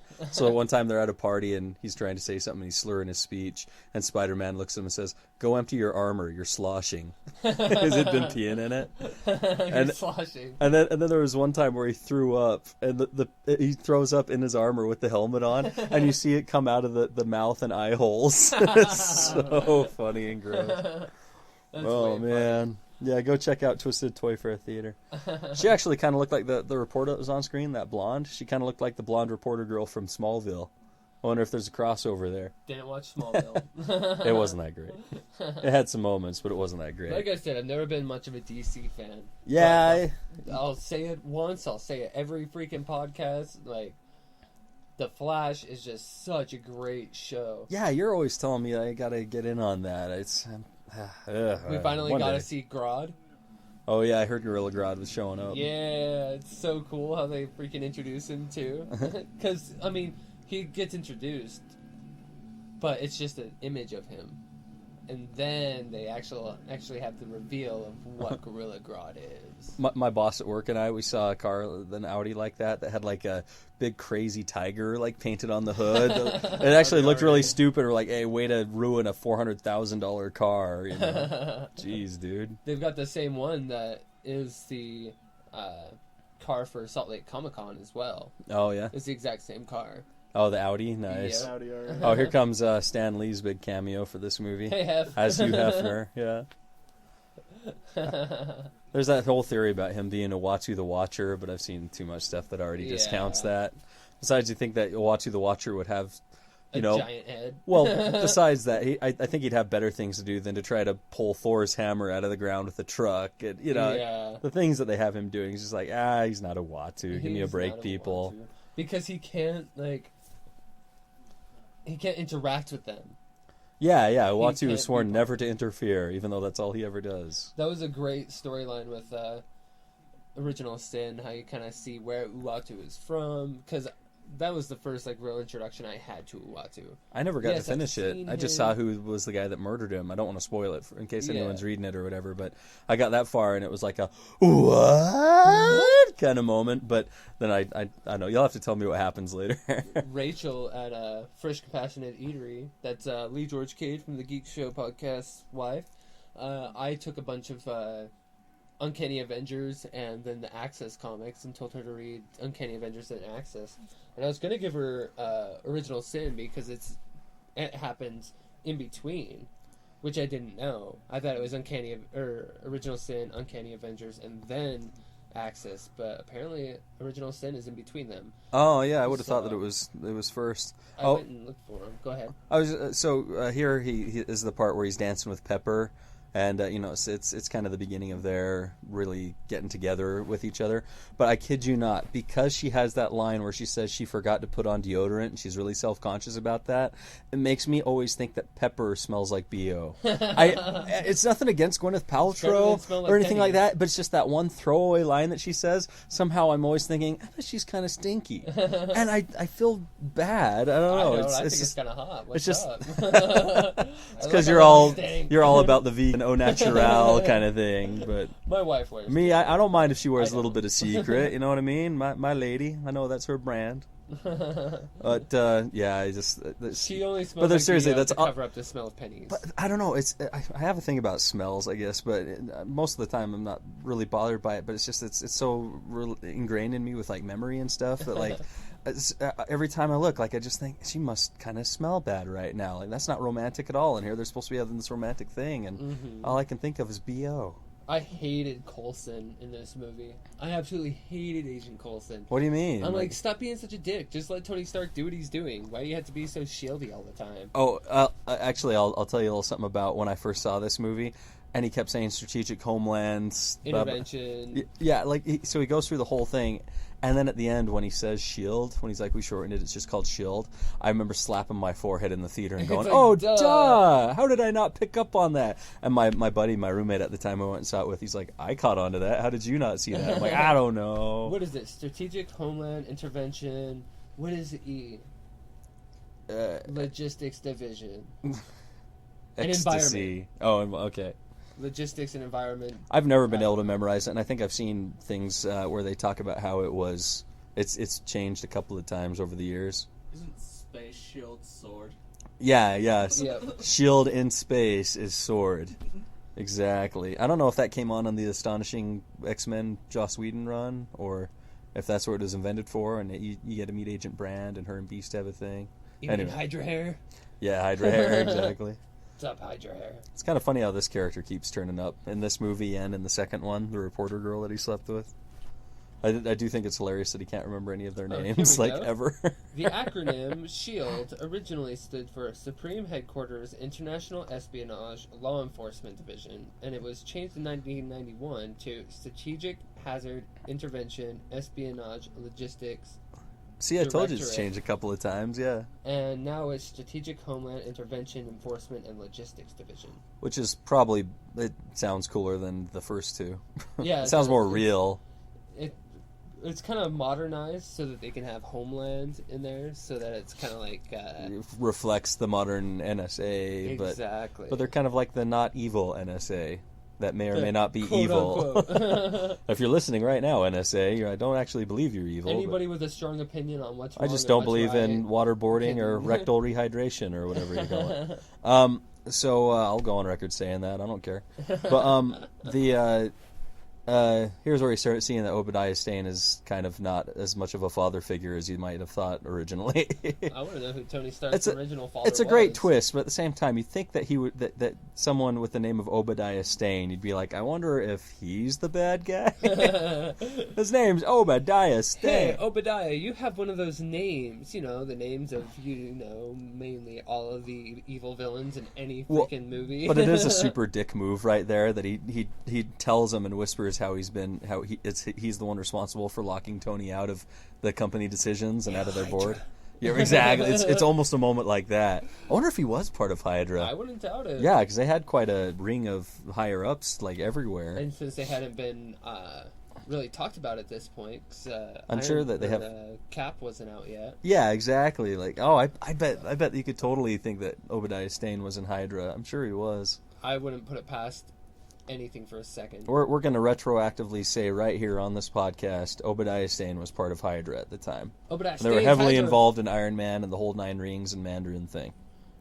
And like I was saying, that whole 9 rings or 9 rings to the Mandarin is actually really relevant in the new Tony Stark or new Iron Man comics. Yeah. Because the rings themselves are searching for new users to take down Tony Stark. That's kind of cool that they're a little sentient really like that, because they were some kind of space alien thing. Just basic people, reporters, activists, stuff like that are Right. being chosen by the rings. Oh, real quick, this is the moment when he realizes that he can use this armor as a weapon. Because before he was really looking at just, flight Yes. and, making more inexpensive, things for the military and turning the pilots, so they wear their jet instead of fly a big, multi-billion dollar piece of machinery. But right here, he's like, hey, I can break stuff with this. I wonder if I can put missiles on this. Yeah, and then he kind of takes out this frustration and realizes that he can focus it into doing something good, and taking out these guys that he feels so responsible for creating and arming inadvertently, even though he knows that Stain is responsible for selling it to him and everything at this point. But this is also a giant middle finger to Stain for locking him out. There's a lot going on in this scene. It's, again, the things like that make a movie cool. There's a lot under the surface. I brought up to Harley, our friend that works at Dr. Volt's Comic Book Connection. I asked him last night, I'm like, who do you think would win in a fight between Black Bolt? Everybody knows Black Bolt. He's an Inhuman. If he speaks a word, it could destroy a freaking planet. Because of the resonance of his voice. Or Dazzler, who turns sound into light waves and lasers and stuff. And then I was like, well, obviously, if it's a big enough blast, if he yells at her, she could turn that back onto him. Well, but Harley brings up the good point where it's not automatic. She has to want to do something like that, and she has to hear it in order to be able to do it. By the time she hears it, and honestly, if she'll we're be talking destroyed. about power levels, it's actually a really good discussion topic because, but I would like to think that. Number one, Black Bolt has never been defeated, so automatically he's probably going to win against Except Dazzler. No, but that was a Skrull. Black Bolt was a Skrull, so he actually wasn't defeated. I'm pretty sure. I don't know. Someone comment on this thing and tell us for sure. But in Planet Hulk, he beats the hell out of him. Well, yeah, but that was not the That actual wasn't Black Black Bolt. Bolt. That was That a was Skrull, Skrull. because that was so they retconned that. Okay. At least that's what I've heard from somewhere. I might be totally I wrong. see. But still, Black 'Cause Bolt. Super Skrull can take on whatever persona he wants. Well, right. Well, a lot of Skrulls apparently could, but Super Skrull can. He just does like. Everything. Yeah, he's got like 4. He's like Rogue, where he can have like multiple powers or something. I'm pretty sure. But yeah, Black Bolt. I think just talking about power levels, like he would probably just overwhelm Dazzler. Like if if he can level a mountain with a whisper, then I don't think Dazzler's going to be able to. See, I was just taking Good sound, idea, turning though. it into light. Well, I do love. Redirecting it. But There was a time agree, when Banshee or Siren or one of them, when one of the magical Thor things had taken over Juggernaut, and he was marching toward Utopia, toward their San Francisco base for X-Men, where like Banshee or Siren or one of them was like screaming, and Dazzler turned it into like a huge mega laser to try to stop him, but it didn't. Oh man, this scene is so cool. Where Iron Man finally shows up and just starts taking guys down. Battle. Yeah. And there's that shot where he gets knocked out of the sky by a tank, and then he just blows it up with that tiny little missile. Yeah, the tank buster. I think he might have used one of those on Obadiah Stane, but maybe he was trying not to kill him at first. Right. Also, Precision Avengers damage don't right kill. here. oh, don't you love this? Yes. Such a great moment where he saves the day with everybody, and then he like turns over their main bad guy to them. He's all yours. I guess it's still coming up, but Yeah. it was cool. Tony Stark kicking butt. Yeah. This is the first big superhero moment, not just of this movie, but of the MCU. Really. I mean, when he escapes, he's kind of escaping with that crap stuff. He hasn't really formed this identity of Iron Man yet. But here, I mean, he's like full-on super guy now. Now that I've read the comics, I'm Just kind of pulled his body disappointed that the through a wall. Mandarin. I know, right? I'm kind of disappointed with who they chose to play the Mandarin. Oh, Ben Kingsley? Well, there's supposed to be a secret thing on a Blu-ray, a special feature thing, where it shows that like he wasn't the real Mandarin and there really is a real Mandarin. So they've apparently hinted at that on a special feature.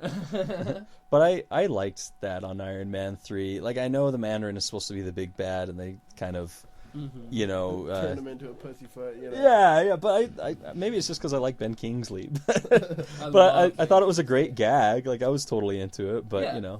and they can, like I say, they can always go back, like with what that special feature implies, and retroactively say, oh, that wasn't the real Mandarin. That was here's the real Mandarin. So they can do whatever they want because You don't comics. even know, like, the Mandarin. You'll know the Mandarin when you see the Mandarin because Right. he will be very prominent and he'll have his own freaking city at one point. Yeah, I think they could, turn him into a force to be reckoned with in these movies still if they really want to. But I appreciated the gag myself. Have you seen Dazzler's new look? No, After Mystique took over her personality. And right, kept because it- she was a liaison to For SHIELD Or for SHIELD, the yeah, for the Agent Dazzler. Avengers, kind of their mutant liaison. Now Yeah. she is mentally just ripped apart. Huh. And now she's emo. She just goes into the bathroom and she's just like breaking down, just like crying, makeup running everywhere. Is just pissed off like you've never seen Dazzler before. Oh. And now she's got like this whole new persona to her. And it's really good. It's really Well- good to see that she's not so much the pop diva anymore. As long as her costumes aren't as bad as they were back in the 70s and 80s. That What, sounds you cool. didn't like those? This is actually a fun scene to show how, I don't know, what do you think about how the Air Force reacts to Iron Man here, Josh? You know, I don't know. It's not my job. It's not my job. Wouldn't you be one of these guys, like, messing with radio and communications and stuff? Or I'm in the back scenes, to be honest. Oh, okay. Yeah. Check it. Oh, so that's Dazzler's new That's costume? Dazzler's new look. I don't She cut her hair know. and everything, 'cause she's so freaking like torn apart. She doesn't even care about being good and being on the light side of things. I guess I'm missing the context of it, because, like, I appreciate that they're taking her to a dark place or whatever, but at the same time, I'm in my 30s. Like, the emo Yeah. scene bugs me. But, you know, I mean, I guess it's a fun juxtaposition to have a character like that who's all about light and light shows and everything, being that dark, not just on the inside, but, like, on her, you know, just her personality and stuff Yeah. now and her costume. But I think this particular scene right here, where Iron Man goes up against two F-22 Raptors, the F-22 Raptor, I While think, talking to the guy that's trying to get I know. the Iron Man suit. but I think it's arguably, you could say that the F-22 Raptor is the most advanced fighter jet in the world at this point. For sure. Yeah, But definitely. so to see the Iron Man suit go up against two of them and kind of outpace them and outmaneuver them, that's what makes this scene a big deal. Yeah. And sets up, you know, how Especially since it's his advanced first run. Iron Man armor is. It's yeah. like the first run that he's had with this armor, and Outside he's of- outrunning these guys. Yeah, Not only outside that, of he's got the strafing the weapons Santa for Monica it. Pier, yeah. And it's cool that he actually does save the guy and stuff. Yeah. I do appreciate in movies when they don't kill off the military guys, like, you know, so much. Like even in when the Hulk pulls that one out on Avengers, but the Hulk grabs the guy when he tries to eject, but the guy still is able to eject, and, you know, you assume he floats to safety and doesn't get eaten by a shark when he lands in the ocean or something. He just Here's jumps the hoping. shark. I also Lieutenant appreciate- Fonzie, are you there? I appreciate whenever they show, you know, military, they always show the Air Force. Yeah. Think about it. Transformers. Yeah, it's true. Iron Man. The Air Force is really prominent in these movies, I think, because they would be the guys kind of dealing with. I mean, because these guys fly around all the time, Have right? you ever seen Iron Eagle?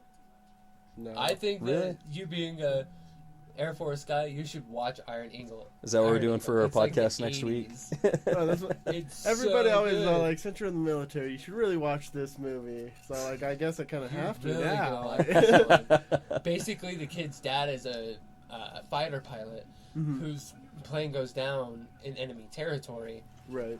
and they're just willing to just like let it go. They can't get him back to like say la vie. He's gonna be killed. There's nothing we can do. We'll start an international incident. So the kid hijacks a plane and freaking flies over there, takes down a bunch of planes, lands it, grabs his dad, and take off. Sounds cool in that 80s It's kind of so way. cool. Yeah, it really I was going to is. say, nowadays, like, the Yeah, it's- possibilities are... I think a lot of Slim people would to be too none. weird about It's like the Top prospect Gun. of starting World War III with something like that. Of course, Top Gun really should have started World War III too, but somehow didn't. So It's like Top Gun meets Footloose. Like seriously, 'Cause when you there's a watch it, you'll dance. understand.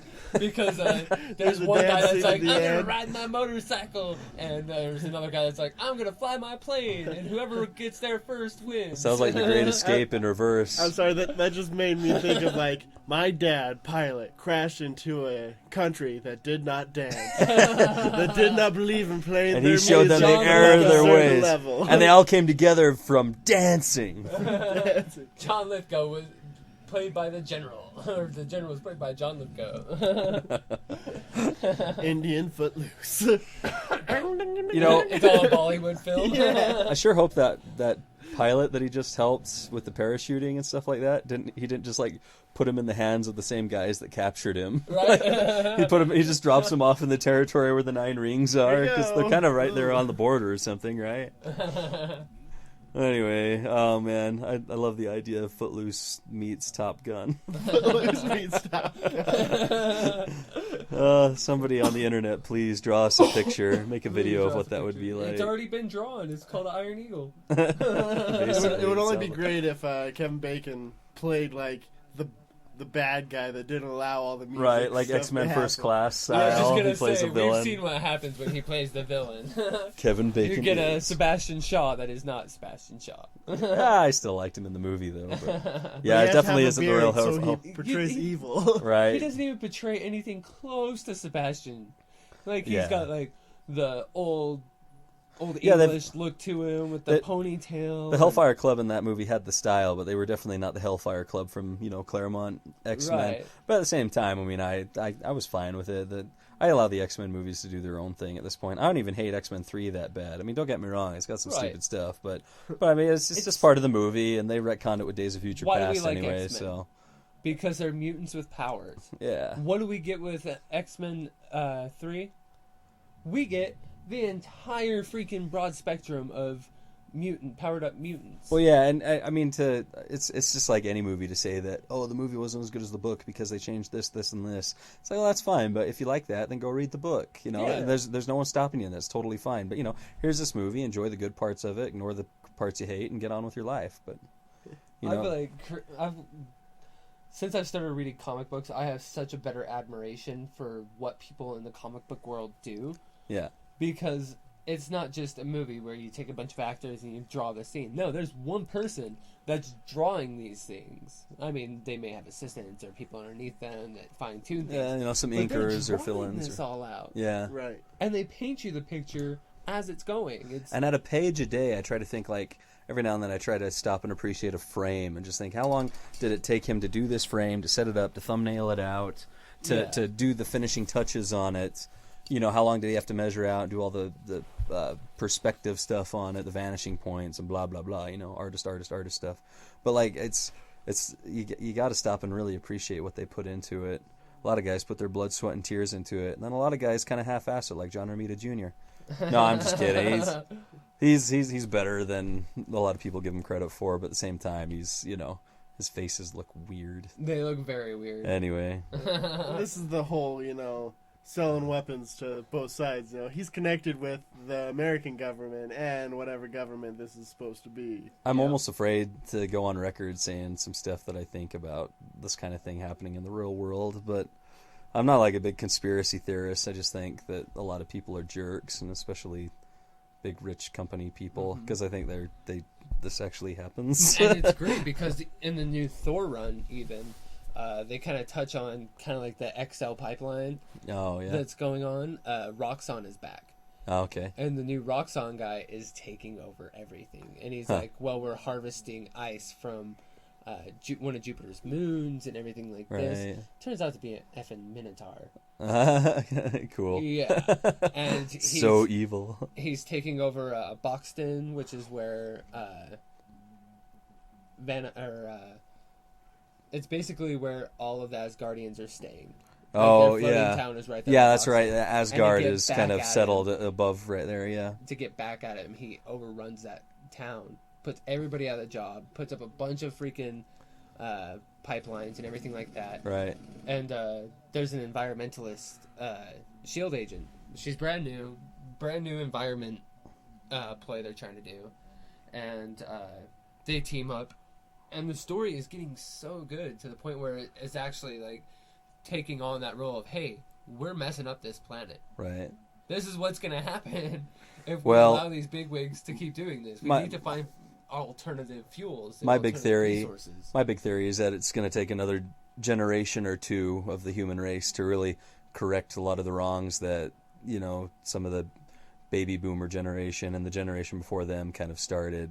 I think we've learned from our mistakes. We're gonna figure it out. I got hope for the future, but I don't know. Anyway, as far as the movie goes, Here we go. I- getting sidetracked. Sorry, everyone. I think it suddenly shows Obadiah Stane as like a real force to be reckoned with, and like really sets him up as super villain level villainy, when he has that He's device got the same that. connections as Tony Stark. So Well, he has that device too that, like, it's like Stark tech that they have decided is like too inhumane or something like that, and he uses that to just freeze the guy with that high pitched noise. And I don't know, it's just cool that he has access to things like that, and you just wonder, oh man, what other tricks does he have? At the same time, you wonder why he didn't install one of those on the Ironmonger armor, just so he can get an easy shot in on whatever foe he's facing. there's a guy on Agent Carter right now.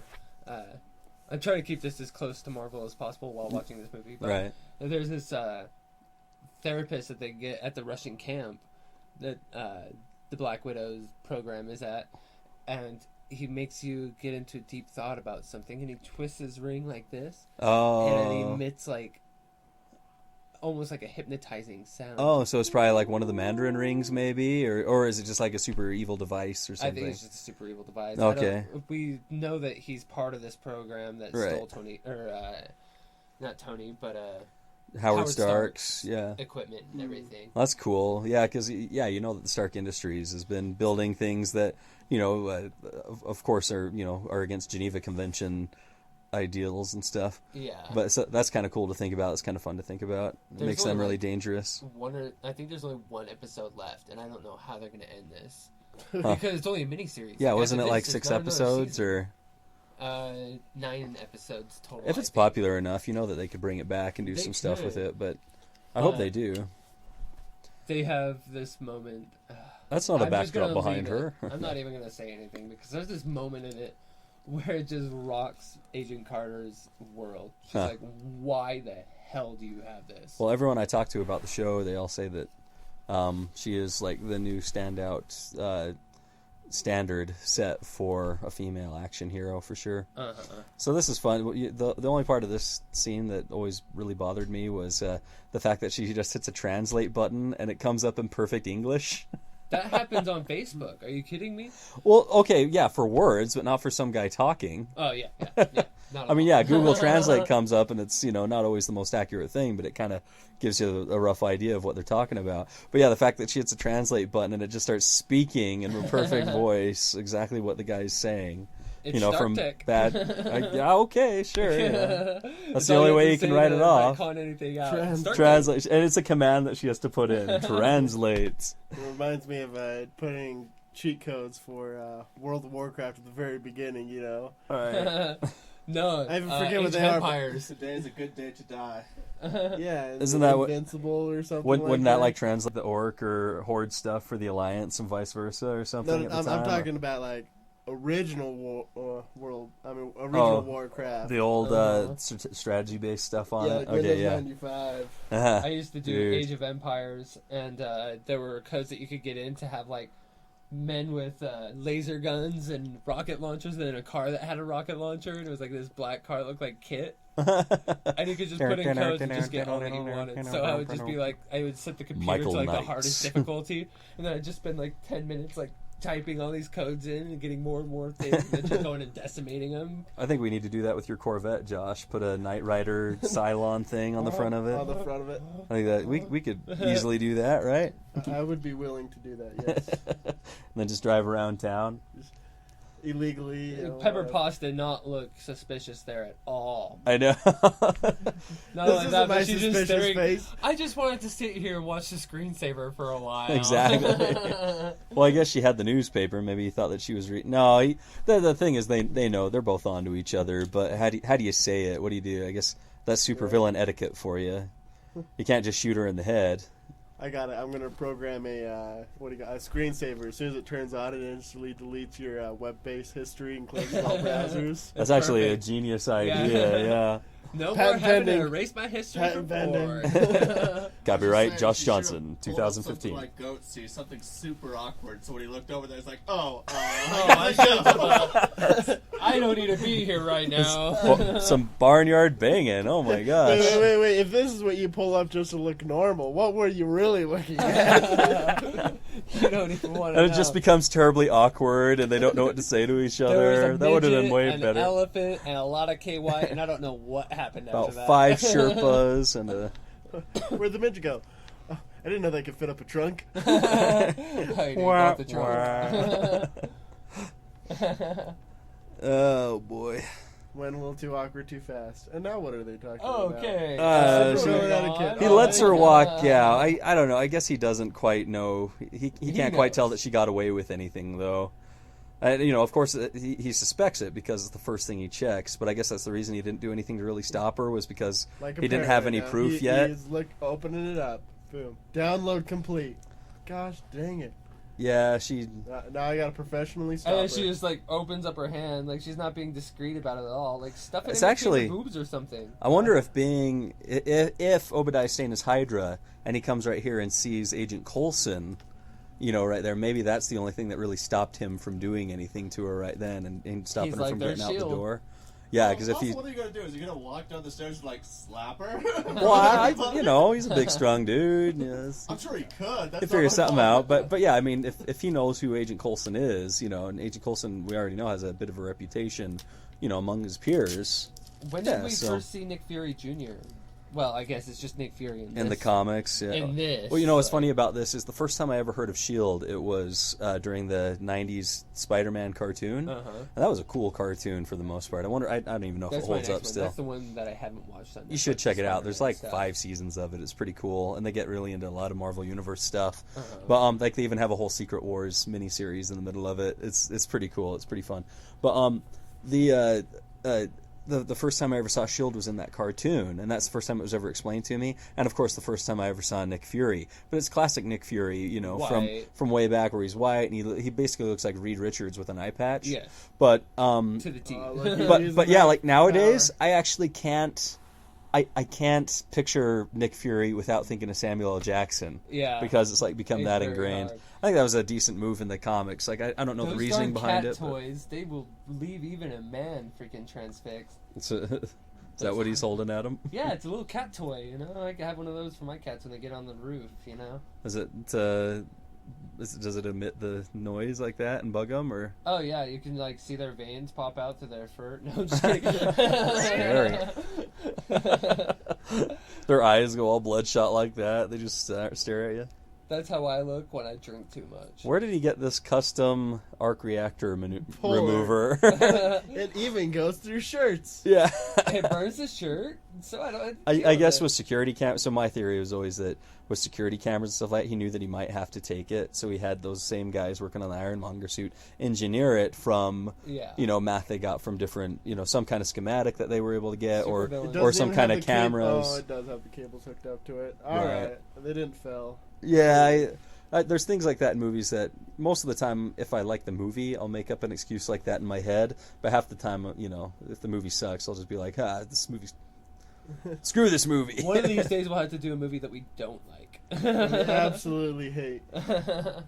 Like we did. It was called Transformers 2007. No, just kidding. No, that one was... I liked that one. That was okay. That was actually okay, yeah. But if we ever did Revenge of the Fallen...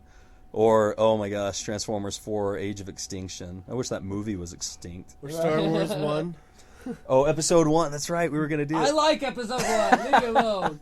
When we do the Episode 1 podcast, I'll tell you some funny stories about that. I was a late bloomer when it came to my nerdism. I know, and you were the perfect age to actually get into Jar Jar and stuff like that when the movie came out. Misa by Bombet! No, seriously, I've got a lot to say about that movie, good and bad. Me so too. I do have maybe we should do that for our podcast. Yeah. But I always do love the scene. I've said this before in podcasts where the villain and the hero have their one-on-one, and especially when it's the scene where the villain kind of tells off the hero and tells him like, you don't want to do this. In this he's a little bit more of a James Bond villain in the fact that he should have just offed him right here. Right. But he actually puts him in essentially a death trap by leaving him on the couch. I mean, there's no laser coming up to cut him in half from crotch to forehead or anything like a James the Dr. No or any of those guys from James Bond. Goldfinger. You caught me in a Blofeld. Yeah, Blofeld and those guys from Spectre. I just like saying Octopussy. Because I can get away with it because it was the name of a movie. I must be in heaven. I must be in heaven. But he basically did just do the James Bond thing and, leave him in this thing to die and expect everything's going to go according to plan. What's wrong with that? Scott, you just don't get it, do you? Oh, we're going to do that.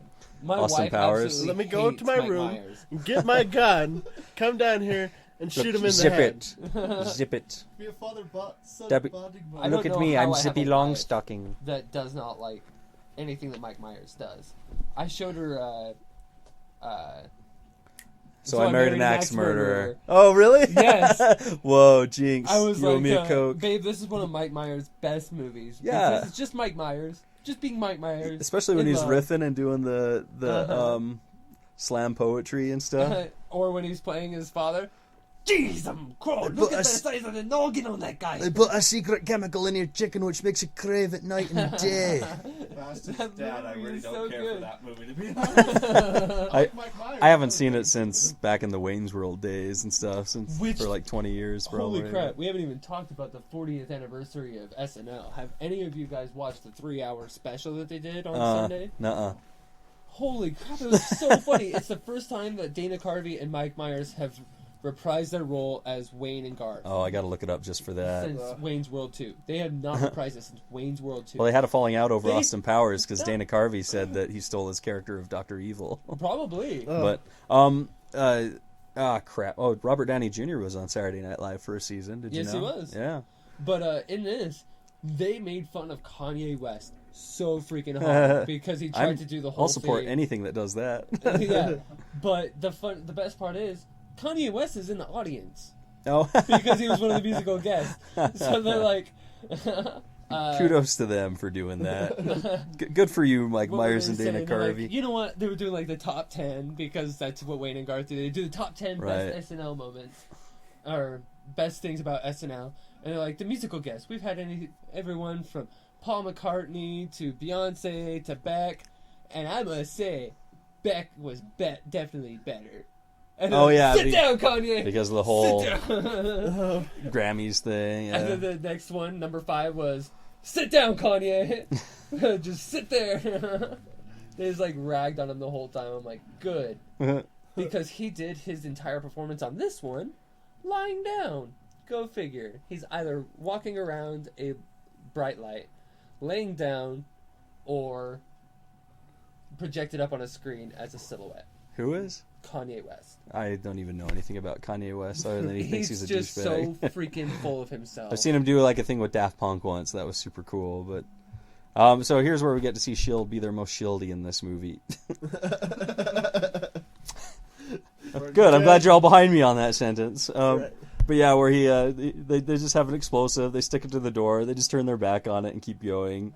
They're super cool. Well, I think He's like, just, this movie go did that it- way, Men please. in Black moment right here. exactly. And S.H.I.E.L.D. One, basically is two, the Marvel boom. Men in Black. Can we You know. do Men in Black, mate? Oh, we can Is totally it do my Men in turn? Black. Yes, Sure, Men in I'm down for Black. that. Men in Black. Let's so do Men in much. Black. I'm game for that. That is probably one of the definitive moments of my childhood.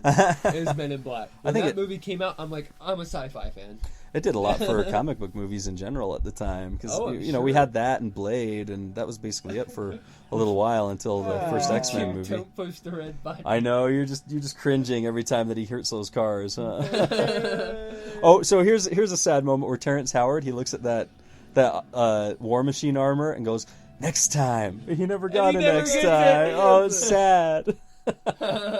It's funny because one of Don Cheadle's later movies, he takes Terrence Howard and puts him into the main role.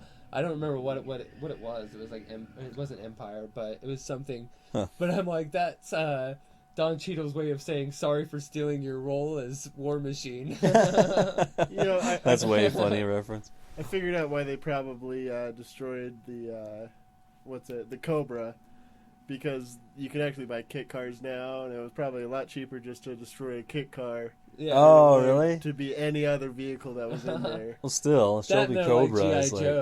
Joe. You always got to get rid of Cobra. Yo, Joe. Oh, so here's a great monster in the closet moment. It's cool because, like, yeah, you see the old Iron Man armor. It's like the crappiest one too, and it's cool that Pepper's the one that kind of figures it out and thinks about it, and you know she's the one that's most suspicious. And so now they just start securing the premises or whatever, right? But suddenly, you know, this whole schematic's up, and it starts showing how it's booting up.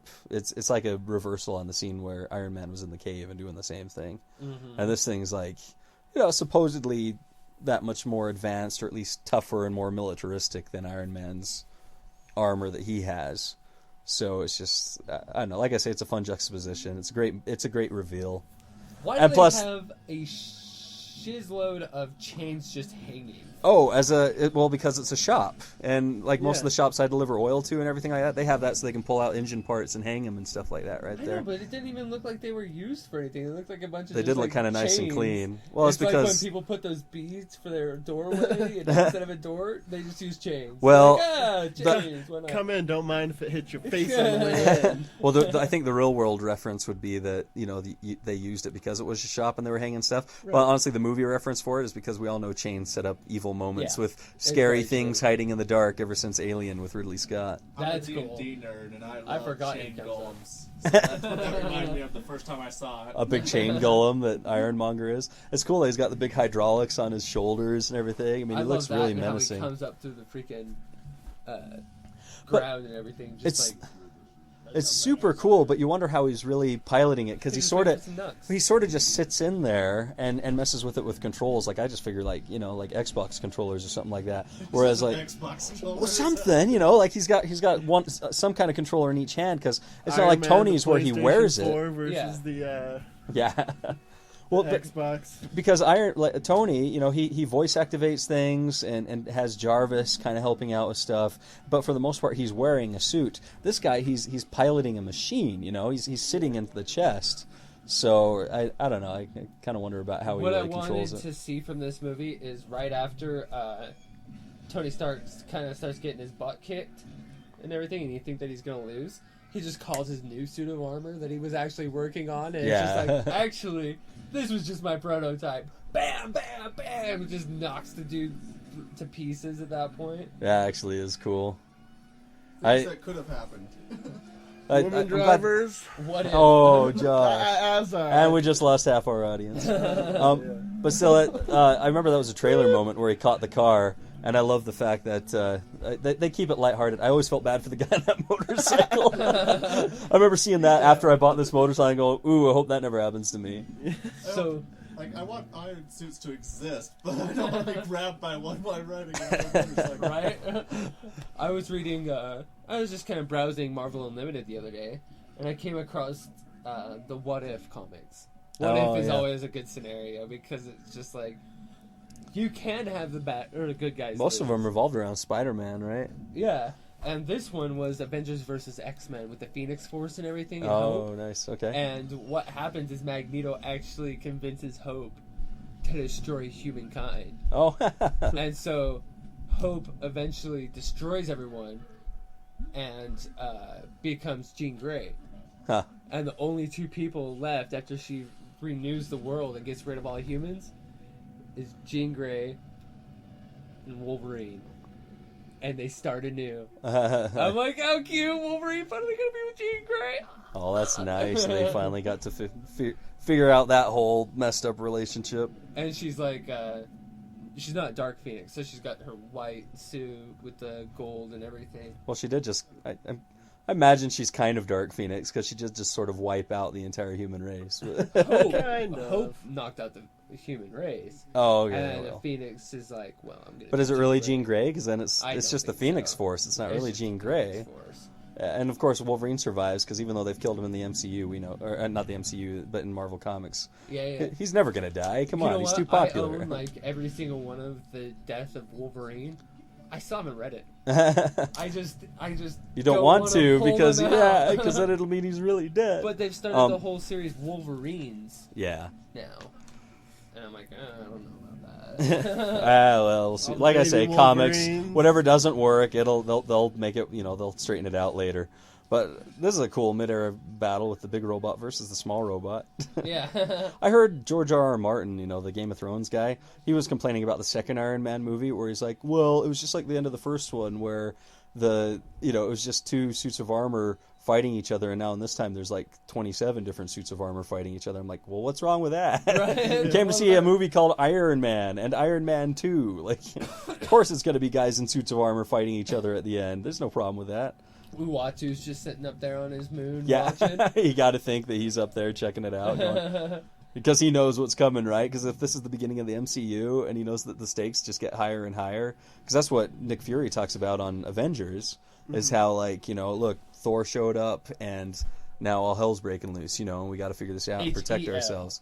For the sake of Thor in the Marvel Cinematic Universe. Yeah, nice reference. But yeah, like, oh, I love this hand. The hand that he tries to shoot him with is the one that doesn't have a glove on it anymore. Like shit. But yeah, exactly. Does that mean he's left-handed? Oh, maybe. The first thing he goes for is his left hand to shoot? They say people that are left-handed are a little bit more creative than people that use their right hand. Woo! That's me. No, they just say that people in that are left-handed are the only ones in their right minds. Get it? So I heard, I think Jeff Bridges said that he was expecting that Ironmonger was going to live, because in the original script, there's a scene where they find the husk of the suit, but he's not in it, and he's like gone somewhere. So they always thought they'd bring him back, but then he says somewhere in editing they change it to, oh, I guess he's just dead. Yeah, because the good guy has to win. Apparently. Well, you know, I think they would have. I think it would have been great if they would have held him just exactly how Shield wants to do things. Yeah. They want to take him to a court.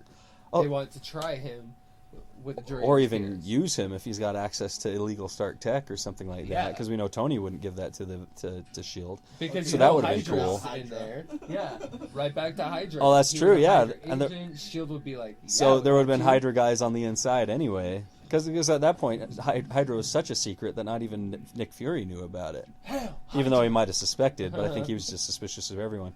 But yeah, I think it would have been a lot better to have Obadiah Stane come back in the second one, even though maybe it would have been a little too, you know, movie sequel-y, you know, cliche.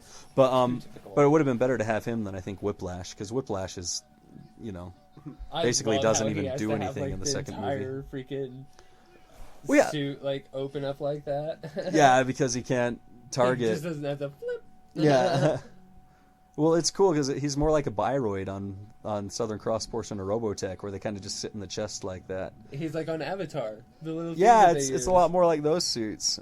I bet James Cameron probably ripped this off. He reminds me of a guy off of a game, I believe it was called EMG,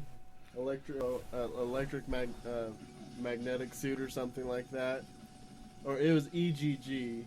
Huh, like for PlayStation or something, or It like was- Armored Core kind of series. It actually came out for Sega Dreamcast, so the popularity is probably down on that. Dreamcast? What is that? I missed the What? Sega They Dreamcast. must have been dreaming when they cast that idea. The out whole there. the whole Gimmick reason gear, that's what it is. the whole reason Okay. Gear. Gimmick gear. the whole reason that I even got a Sega Dreamcast was so I could play Marvel vs. Capcom on it. Oh. And what I would always do in Marvel vs. Capcom is have Iron Man as one of my guys, and I build up my power bar all the way, and then I just keep hitting proton cannon after proton cannon on the, you know, whoever I was fighting, on my opponent, and just like knock him out of the park, man. Just I blow him to bought, smithereens.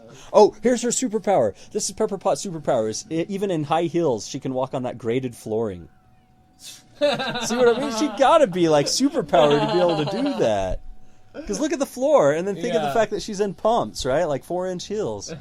Holy crap, That man! is a superpower. It defies physics. It's amazing. That's why I love Peggy Carter so much. She wears heels, and they went to take her in, and she beat up like She's the 6 or 7 Shield she's agents. the toughest lady in heels since American Made on the Tick.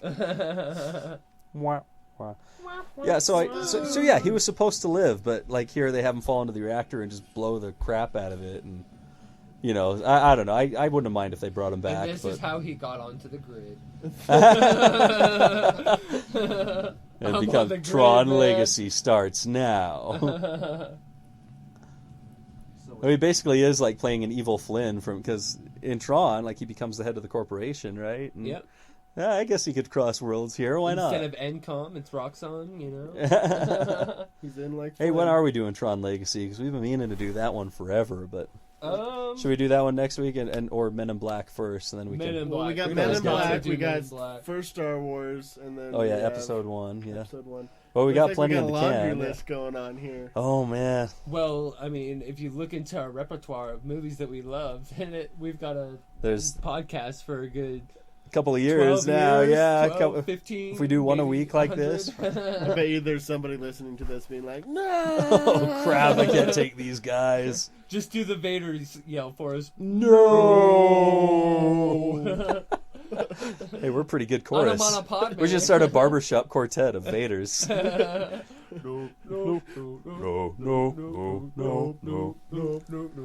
So this is the big reveal for S.H.I.E.L.D., right? For the name of it. Yeah. And kind of shows the beginning of the working relationship between Pepper Potts and Agent Coulson. Yeah, because Pepper Potts is actually smart enough to realize, okay, S.H.I.E.L.D's actually not that bad, Tony, and you know his Right. agent that's always around? Well, it's fun that Yeah. I mean, she's still his He's personal like- assistant in that way, where she's kind of his liaison to other people. You know, like, because he, for the most part, he's kind of a megalomaniac dick.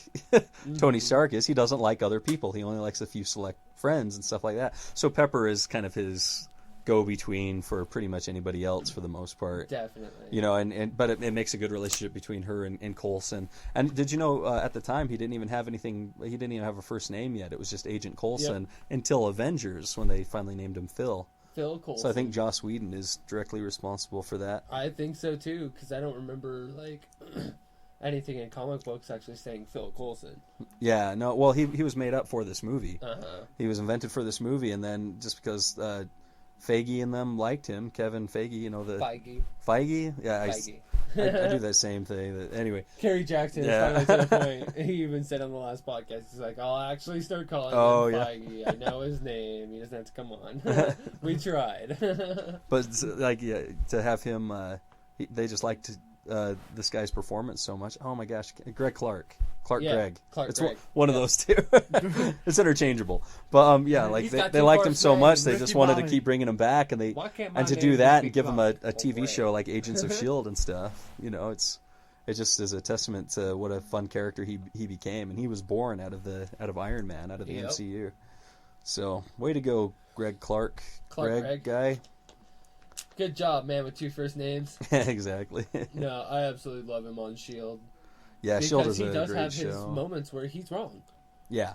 And he's okay with that. He's like, I was wrong. Well, and you here guys he's- were right. You defied me, and you did it out of what you knew. In these Thank movies, you. somehow he's beloved, even though he stays pretty one note. Yeah. But in Agents of S.H.I.E.L.D., he's had a real chance to really, develop as a character. And And it's like, is it even really the same character? Because yeah. the things that he goes through in Tahiti. exactly that whole thing. So that's up in the air, and that gives him a lot of baggage and things to work through and stuff. Uh-huh.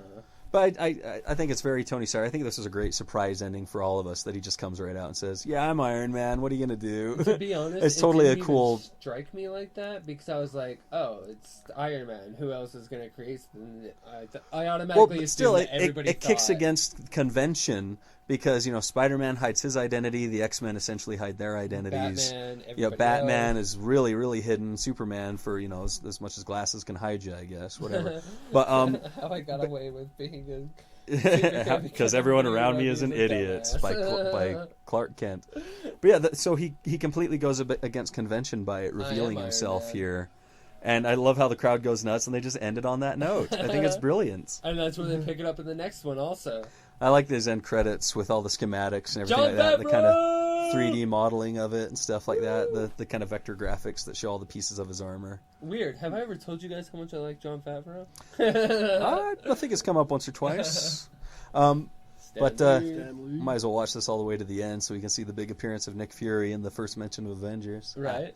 'Cause that's pretty unprecedented. We have How about this 10 this movie minutes was doing the that. beginning, the root of starting what now every movie studio is trying to copy, where they have a built-in cinematic universe, an interchangeable one, as opposed to just standalone movies or standalone movie series. But yeah. Yeah. Movie side. And I love how intertwined Jon Favreau made Iron Man with AC/DC Yeah. and with definitely. metal in general. I think it's totally fitting. It totally fits the personality that Robert Downey Jr. has given to Tony Stark. I like the second And it- one also because it gives you a little bit more of Happy.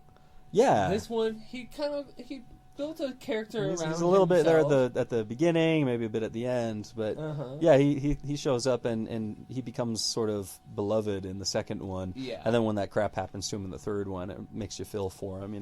Yes.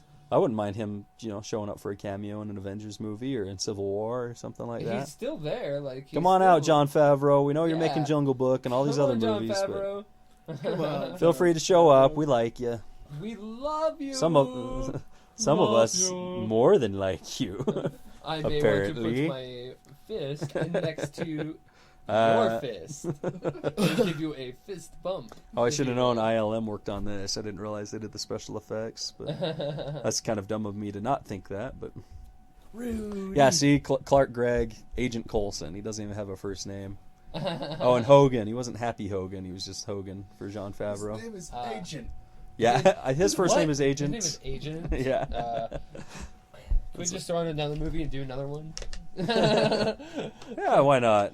Forget about the ladies. It's not like we got plans. We'll be in so much trouble with our wives/girlfriends. Who's got a camera? Let's play a video game and record We'll just it. throw that up as a video. Yeah, we got a lot of videos to upload to that YouTube channel. So check out our YouTube channel. It should be, by the time anybody hears this podcast, it'll probably be up and running. And we've got a Because that's the couple. only way you're going to listen to this podcast. That's right now, so. We've got a couple more microphones coming too. So whatever audio problems you may have experienced with any of our podcasts up till now, we're fixing them. We're fine tuning it, and we're only just barely getting to a point where we're kind of re-listening to some of these and making sure we know what we're doing, because we're really I'm doing some editing, filling in the dark so. here. Yeah, Will's become a master at editing now, and I wouldn't he's say got I'm a master, but I'm getting better. you're definitely our go-to guy. And then Matt Armstrong. Oh my Matthew gosh, he Armstrong finally Art. was very sweet enough to make up our logo and make it look all pretty and pro, and we're gonna have that. You'll probably notice it if you're listening to this through the YouTube channel as one of the pictures that comes up. It'll be the first one. Oh yeah, for sure. But You'll that's know. our logo and our title. And please don't sue us if you know anything about Transformers or Pokemon. Because Pokemon. we didn't mean to steal any symbols or anything like that. We're just trying to play around here I and let meant everybody to. have a good time. Those were original ideas that we made. Yeah, exactly. That face that looks kind of robotic. That's just based off a tattoo that's a birthmark that I've had on my shoulder ever since I was born. It's so like the you can't hold Tenacious that D against movie. me. Exactly. Tanakh. It's the name of our band. I've got ass mark too.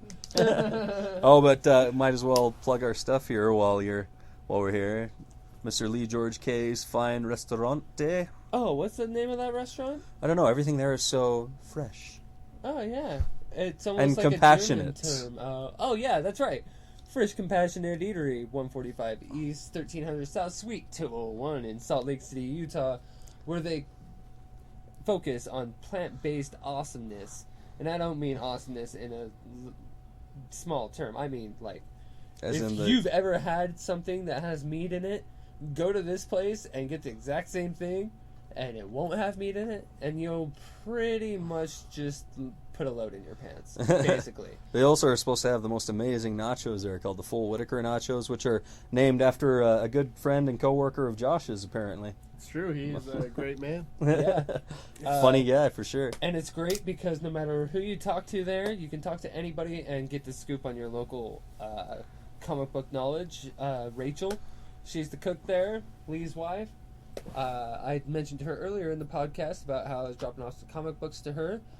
Lee's a Geek Show podcaster, probably one of the top knowing people when it comes to Star Wars and Lord of the Rings. But in an interesting and wonderful way, for sure. He's and a he's great such guy a to wonderful talk to. man. Like, the whole family is great. I mean, during the summer, if you go, you get to meet their children, and their children are just as amazing as them. Yeah. Let's go on to Dr. Volt's Comic Connection on 2043 East, 3300 South, Salt Lake City, Utah. You can check him out at drvolts is that gmail.com? drvolt@gmail.com. And say hi to Harley and Maya and Big John and all the guys that are working in there.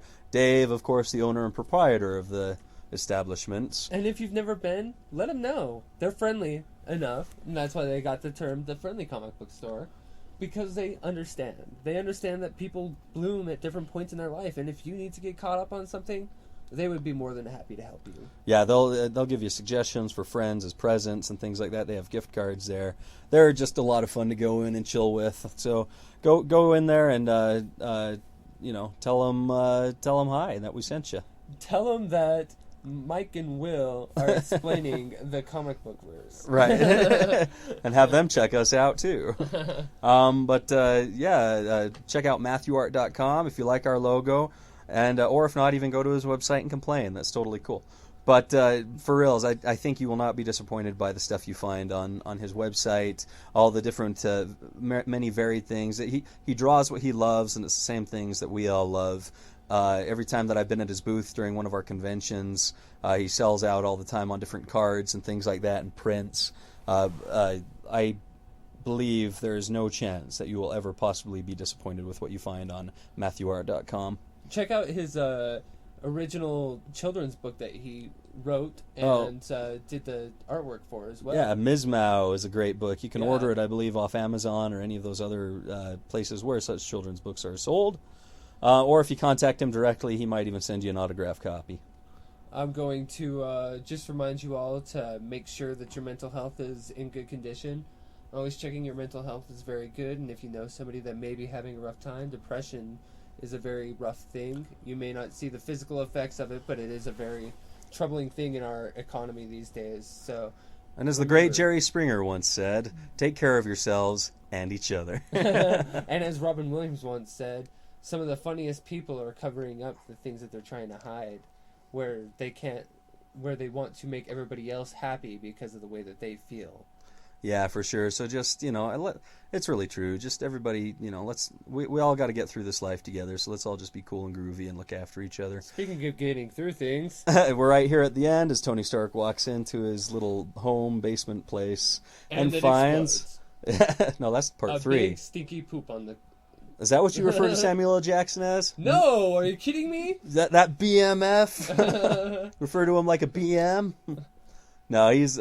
Bacon, I the freaker. I think it was Mark Millar who wanted to make in the Ultimates. He was the one who first said, I think we should make Nick Fury look like Samuel L. Jackson. So he did in the comic books. So this was a great treat to any of us who had read any of the Marvel Ultimate line or anything like that they actually got Samuel Mother Effin Jackson to be Nick Fury. And what an awesome job he has done. Yes, he showing has. up on these and all the Avengers movies, on Captain America Winter Soldier, and at the end of the first Captain America. I mean, it's really cool of him to actually come in and play this part, even on the TV series Agents of S.H.I.E.L.D. The man is one of the coolest guys ever. I love when Tony Stark gets onto the helicarrier and he's like looking at the things. He's like, covers one eye. How does he see all these? He turns. But But Maria Hill, director Maria Hill, eventually. oh, she's actually way cool. I love the lady love that plays Maria her Hill. on what's that show? How I Met Your Mother. I actually haven't seen. And I think that's one of Joss Whedon's tricks. He's come out saying that even for dramatic roles, he'll hire comedians because if he can do comedy, which is the hardest thing, then he can do anything, and they make great dramatic actors, as he's proven time and time again. But yeah, thanks again for joining us on another episode of Will and Mike Explain the Movieverse. Thanks again to Josh and Sean, the brothers Johnson, for hanging out with us and supporting us in this podcast. Mostly hanging out, but it was a good time. I We gotta say appreciate thanks to your Fabio. input and everything like that. So, like I say, we do this to hang out and make it fun. We hope all of you out there on the internet are hanging out with us too and enjoying this. And feel free to leave a comment, subscribe, do whatever. And until next time, when we'll probably be bringing you Men in Black, we will just say bangarang. Bangarang. Get into it. And may the Schwartz be with you.